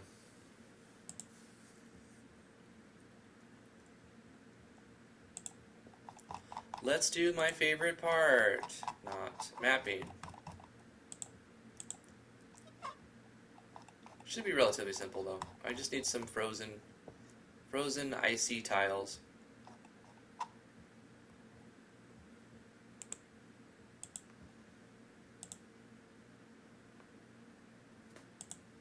Let's use the dungeon tile set. I think that's better.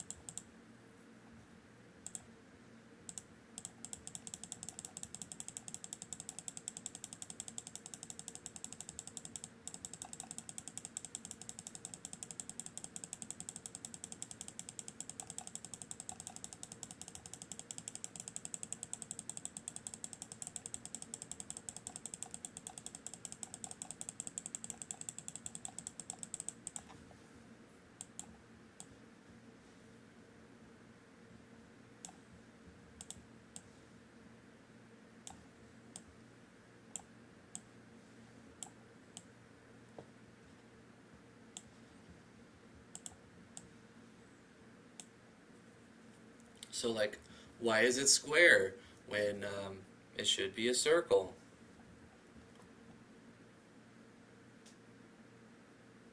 Sounds like Drifty needs a map, though. I hear furious map clicking. Oh, you stupid map!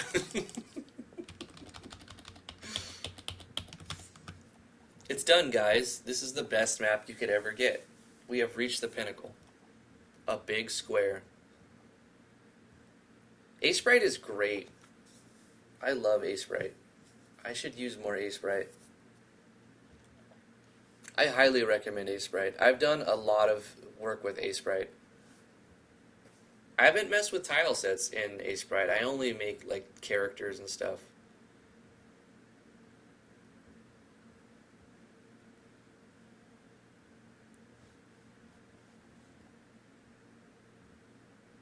I should just make all of my maps a square, right? Yep. 10 out of 10. Would default again. No, don't do that. I'm trying to figure out like if there is actually a good way with the default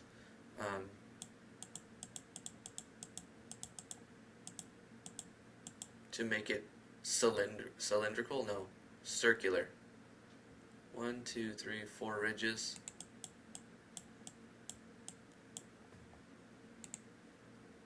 And then 1, 2, 3, 4 ridges here. 1, 2, 3, 4 ridges. Same thing, 1.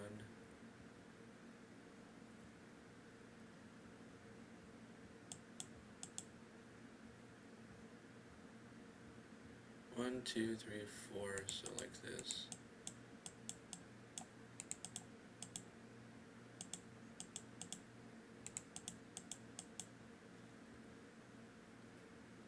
No, it needs to go down again, so like this, this, this, this, and so. How did I mess that up? Okay, hold on.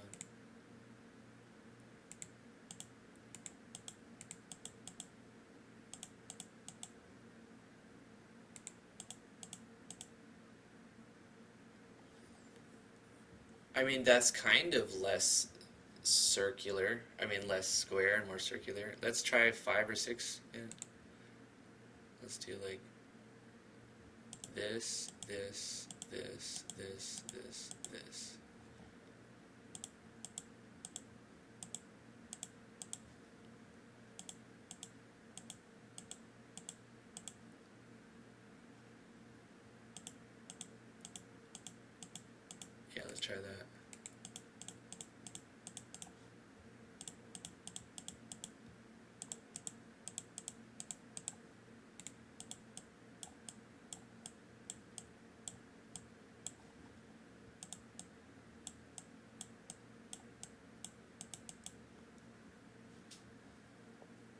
I guess that's going to be good enough for me.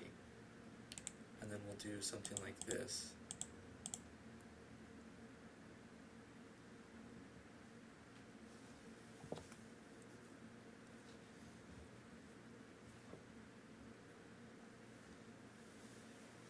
Noob says, I feel like Pixel Edit is better for creating actual tile sets, more tailored for it, whereas A-Sprite is more tailored for actual character sprites. That's what I use A-Sprite for, is character sprites. They have good functions for animating. Pixel Edit can do animations and can onion skin, but it feels clunky. I'm used to it now, but I would not recommend it for that purpose, right? I've never used Pixel Edit. I've used Pixlr. I've used A-Sprite, Photoshop, GIMP. I use Photoshop the most. I use A-Sprite the second most for editing sprites. Believe it or not, I still use Paint. You want to know why I use Paint? Ask me why I still use Paint, if you even care.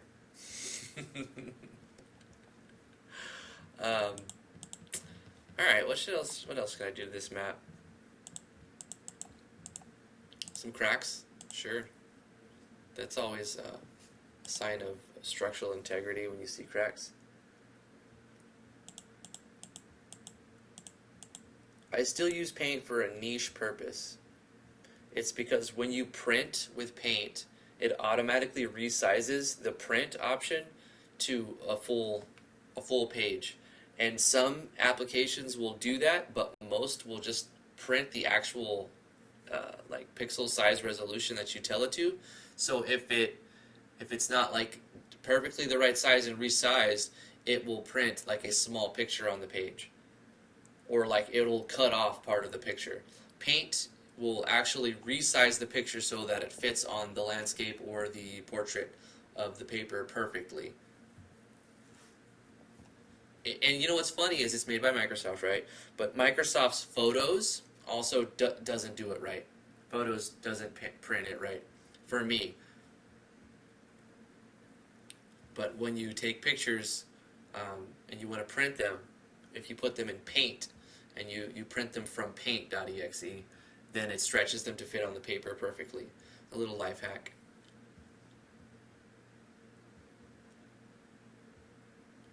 Okay, very simple. I'm sure I'll be unhappy with it and keep changing it as I need to. But what I can do is make it some sort of astral monkey business that causes like why there's so many creatures stored in the arena in this little tiny igloo. So we'll have it like it's actually pocket dimensions or something like that.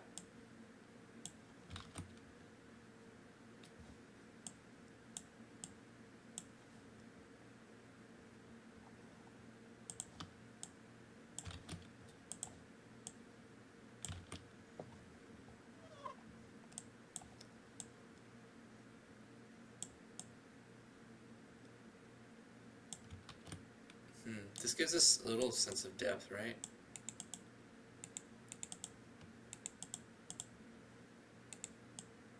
I go like this, like it's kind of on the wall a little bit. Nah, because it's the same, like it doesn't tilt at all. Just looks weird. Gosh.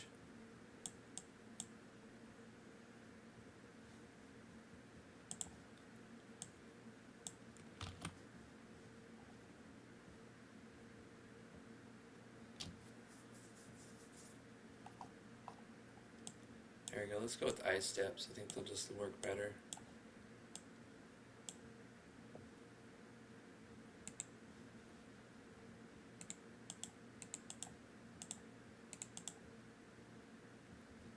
Let me get rid of this shadowing going on here. I don't think there should be any shadows actually for this.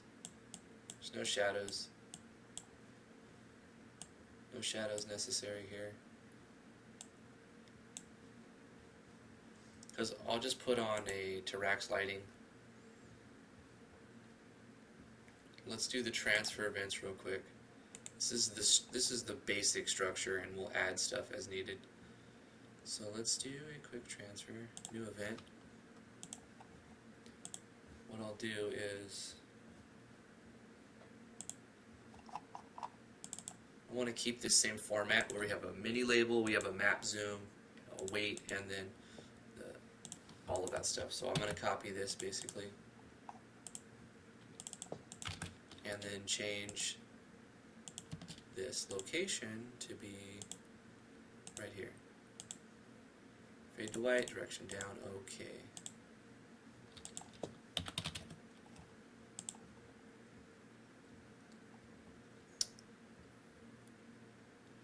And this will let me, let's create lights. Let's do some lights right here. So this will be tracks.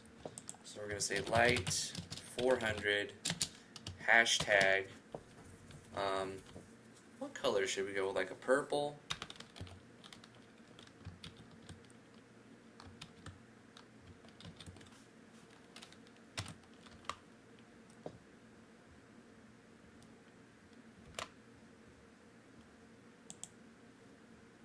Let's see what color this is. What I'll do is, I could just put the player's starting position in here to look at it. In fact, I'm going to do that. We'll reset the starting position after.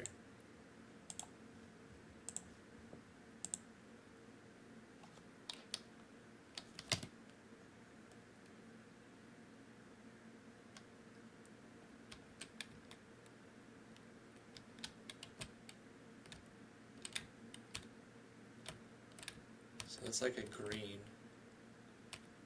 We need to do a screen tint. We're definitely gonna have it like this. We're gonna do a tint screen. Noob is saying your levels are off. Yeah, there's a lot off. I'll tell you that. Now you got 4 high in the back when the walls are too high. Right here. Yeah, I see what you're saying. I'm curious because I haven't seen it used in actual game yet.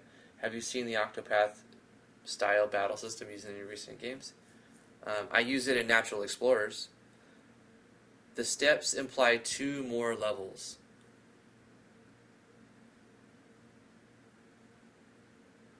Oh, you're right. Okay.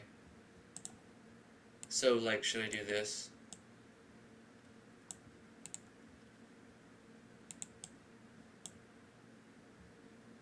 That would be 3 more levels.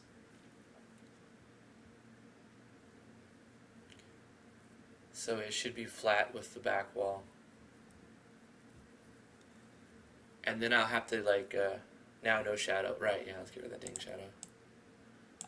We should also Tarax this, or not, yeah, obviously Trax it, but Yanfly's region restrict this by going, oh my gosh, Shadow Tool.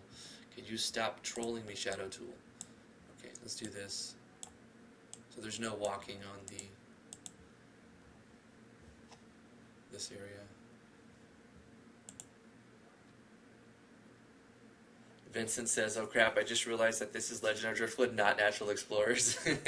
Yeah, this is a 2-year-old game that I'm just updating, which I'll probably, keep updating throughout the years. There we go, my OCDs are not screaming anymore.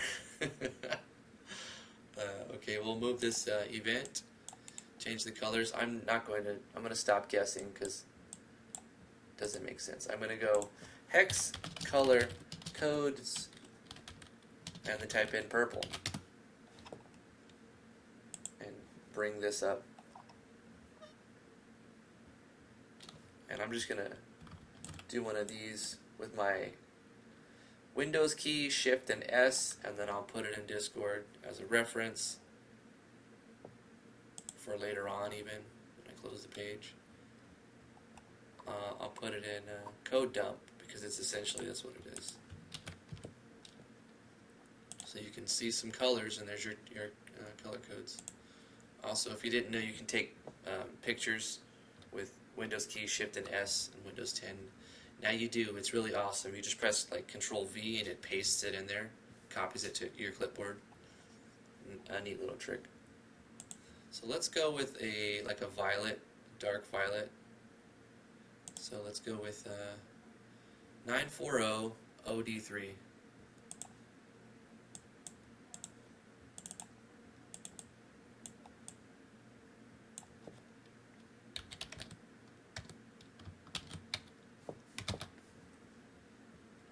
So that's a light, but then we also want to do a, we can have this, we can have another controller. So this will be a light controller, and this will just do a plugin command. Tint, set, what color do we want? Like a blue, right? So we'll bring this back up. Blue, ice blue, hex code.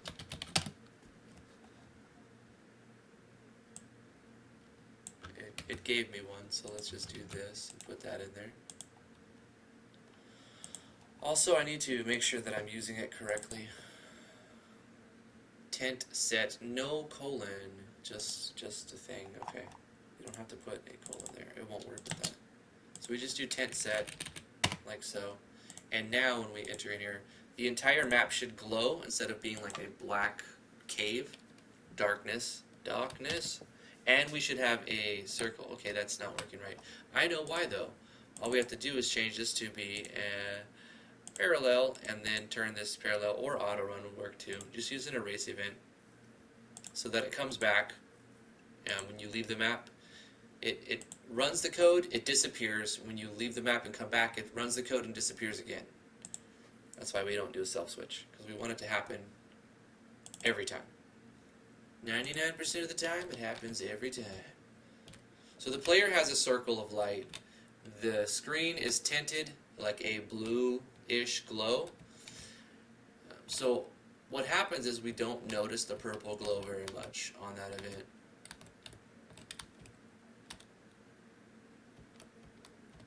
But the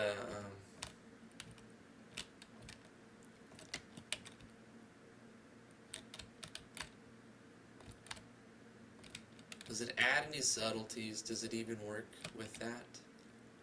Yeah, I mean obviously it does. Track sliding and tint set work together. Okay.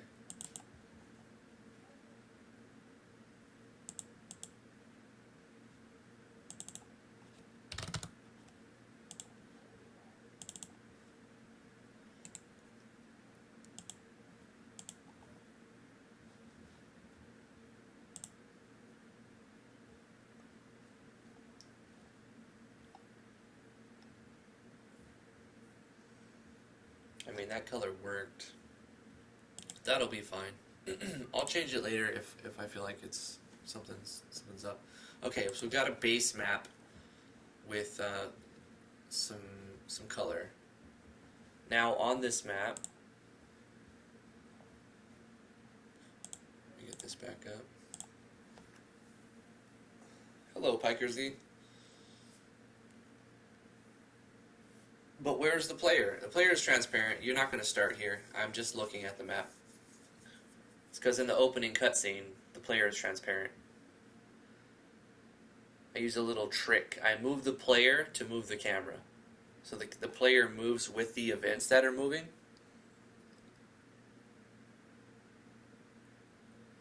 Drifty, do you think you'll be making a new game, or will you keep updating this one?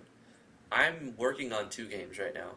I have a 3rd game that I scrapped and I use as a sample project. This is basically a sample project game here that I don't work on anymore. Wow, those chibi sprites look so squished to me. But I did a lot with this game, and now it's just like a little tutorial sample project type of thing. So this is the game that I scrapped. But I'm working on another game that I plan on putting on Steam called Natural Explorers.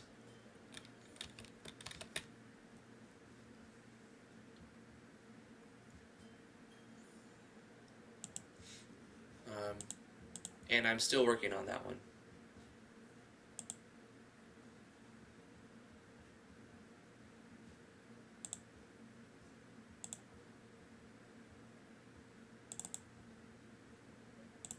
One second. Bringing it up.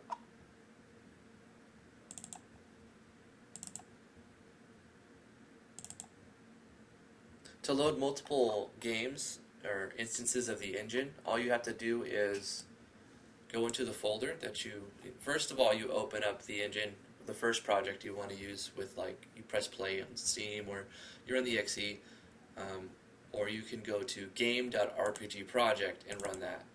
And then it'll open up another instance so you can have multiple projects open at the same time. So this is a game that I plan to sell. So I'm taking my sweet time with it and really, really fine-tuning all of the details and making it as good as I possibly can. So I'm not rushing it, but I do plan to sell it. The other game that I scrapped, I'm using as resources for this project and the other one that you're seeing me work on, The Legend of Driftwood. And The Legend of Driftwood is a free project I released a couple years ago. And that project will be updated from time to time as I do more things. But anyway, yeah. So I've got 3 things that I've got open here. Natural Explorers will be a game on Steam. It'll take a while. I keep wanting it to be done, but then I'm like, I got other stuff I need to do anyway. Dungeons of Driftwood is now a sample project for other projects, and Legend of Driftwood will be constantly updated and released for free.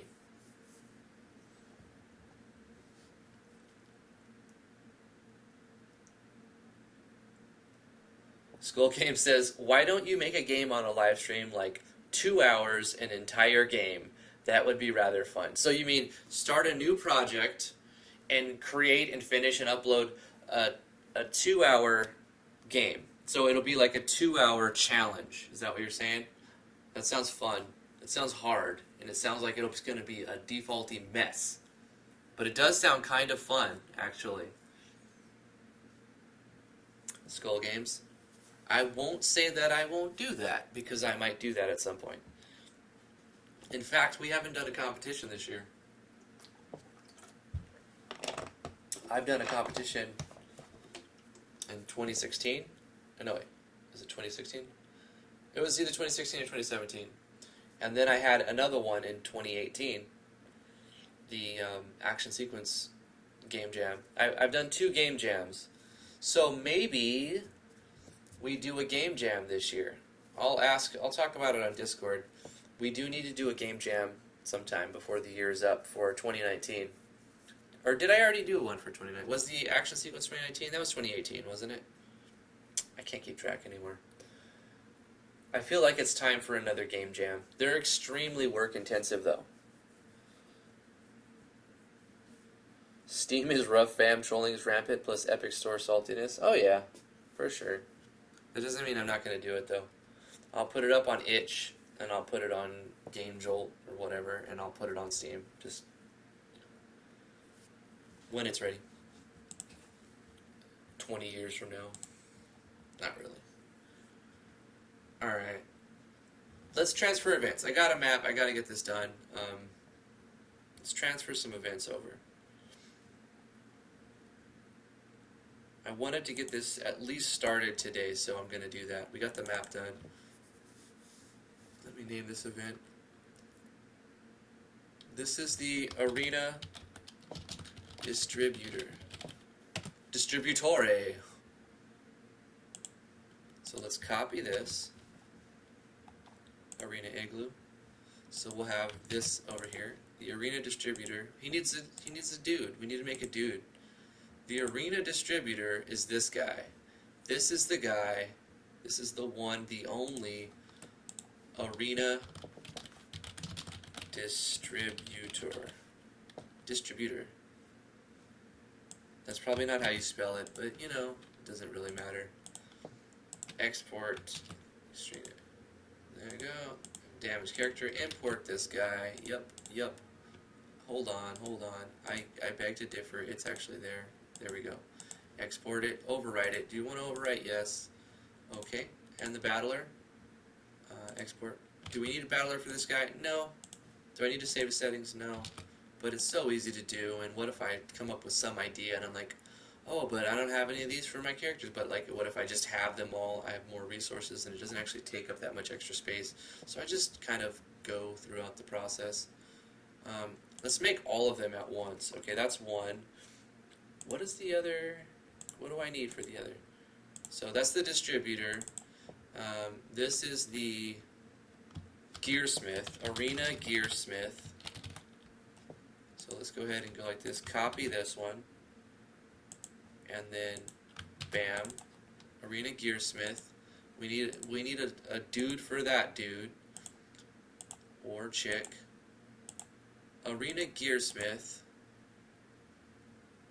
Yeah, he's got a little fuzzy fuzz going on right there. I like it. Face Arena Gearsmith.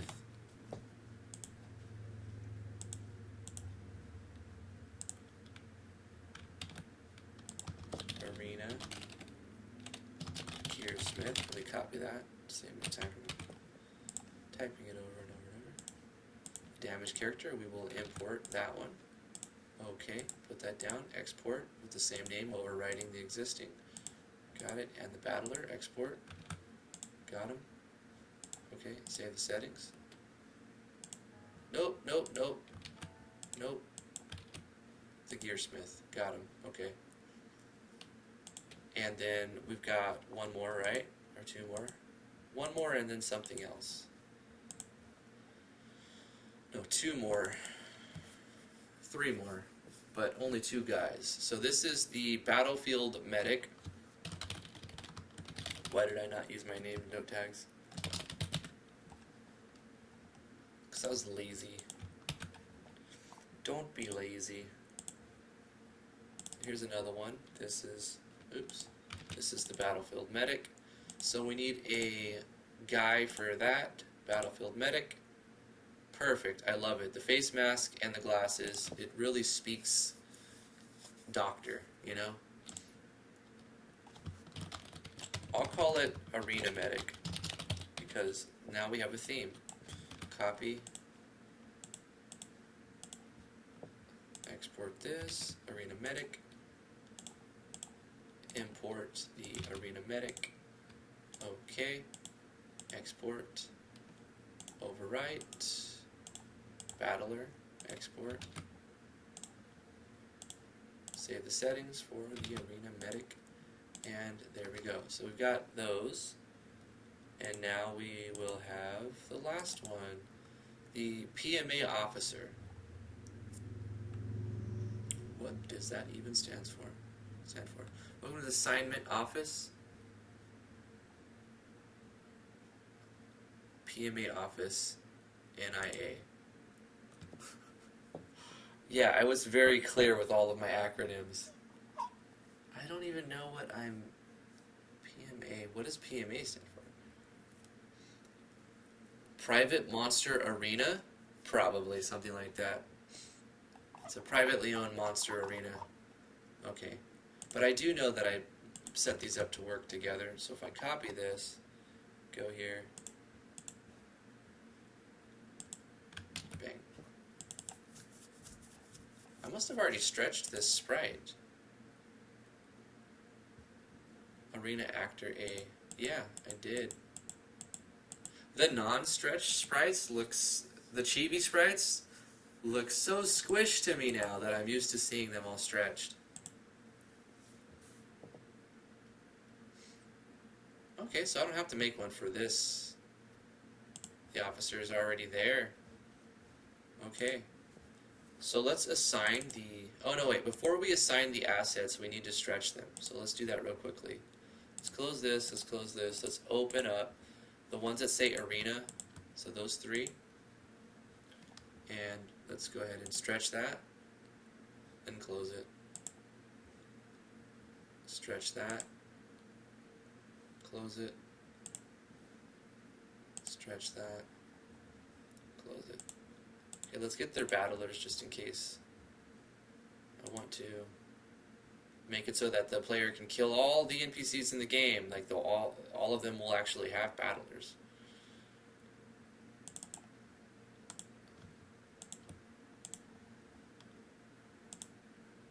Let's run that. Close it. Run that. Close it. And run that. Run it.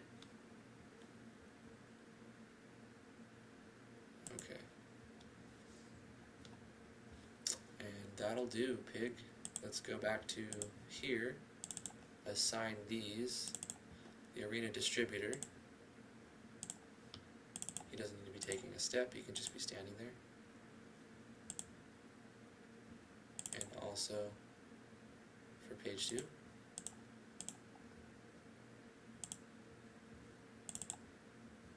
The arena gear smith. Beautiful, beautiful. And finally the arena medic.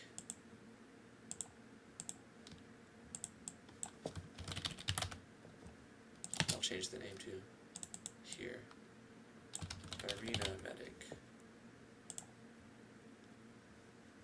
Awesome, awesome. Do do do do do.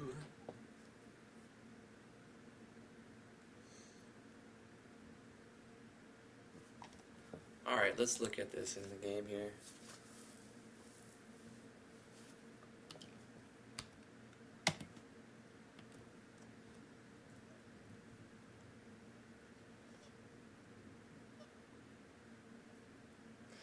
Doc Wee says my game was also blasted for being defaulty and costing money, but the game was free. Yeah. A lot of it is like little kids, you know. You can't get too upset. I offer weapons and armors that you may only find here. Take a look, view the goods, and here are the capture weapons. And the Aura Stone of Theft. When you wear this Aura Stone, it unlocks your thieving skills, which I removed, so I needed to also remove that Aura Stone and figure out a better way to present that system. So I'll take a look at that next episode. And then, I can't see my character very well. Talk to the thing. Looks like you've seen mini O battles. Mini O battles? Sure, come by anytime you need to be patched up. Party is completely recovered. Alright. The AAA officer? What is Arena Assignment something officer? It's not much now, but as soon as we can, we will have our own building. You can hire new party members here with 100. Oh, that's right. It'll cost you 100 tokens. Please come back when you can pay for this service. Would you like to purchase an arena battle emblem for 100? Yeah. Come back when you've got the coin. Oh, we don't have any money. And then up here, I guess, is when we use our token to enter the battlefield. And we'll set up the events and help this map a little bit out with like some tables and some tile set B and C. And take a look at the items that I've kind of defunct out and find a new way to put them in. I think, maybe I already did it, but there are items that give you skills.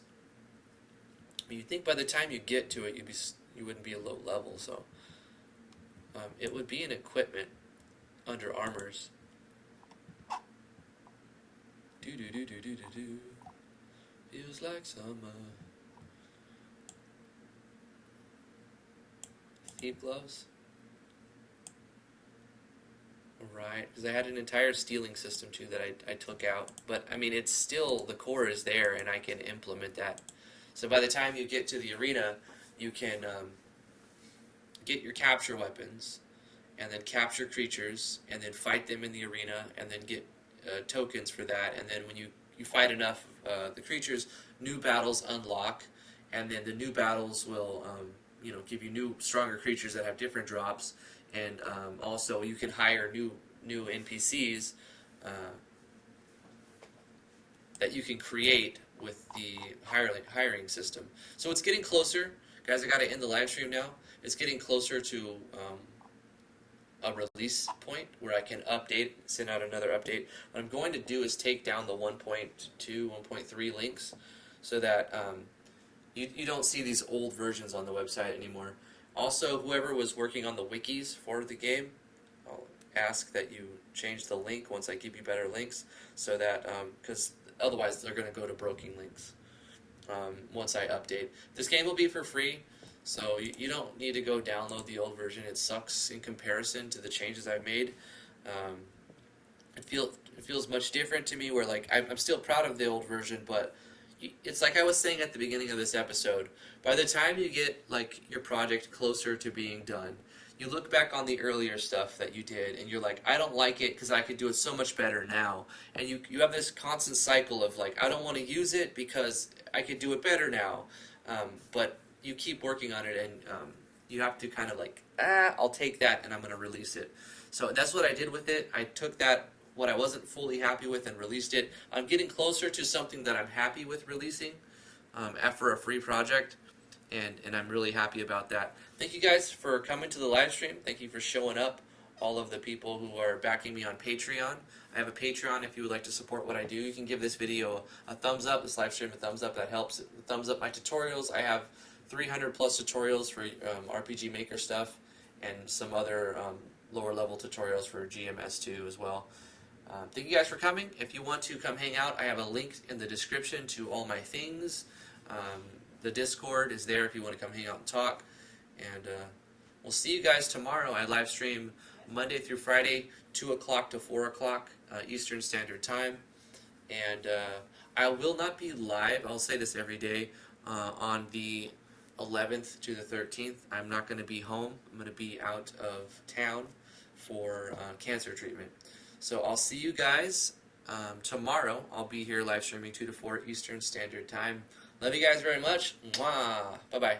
Have a good day.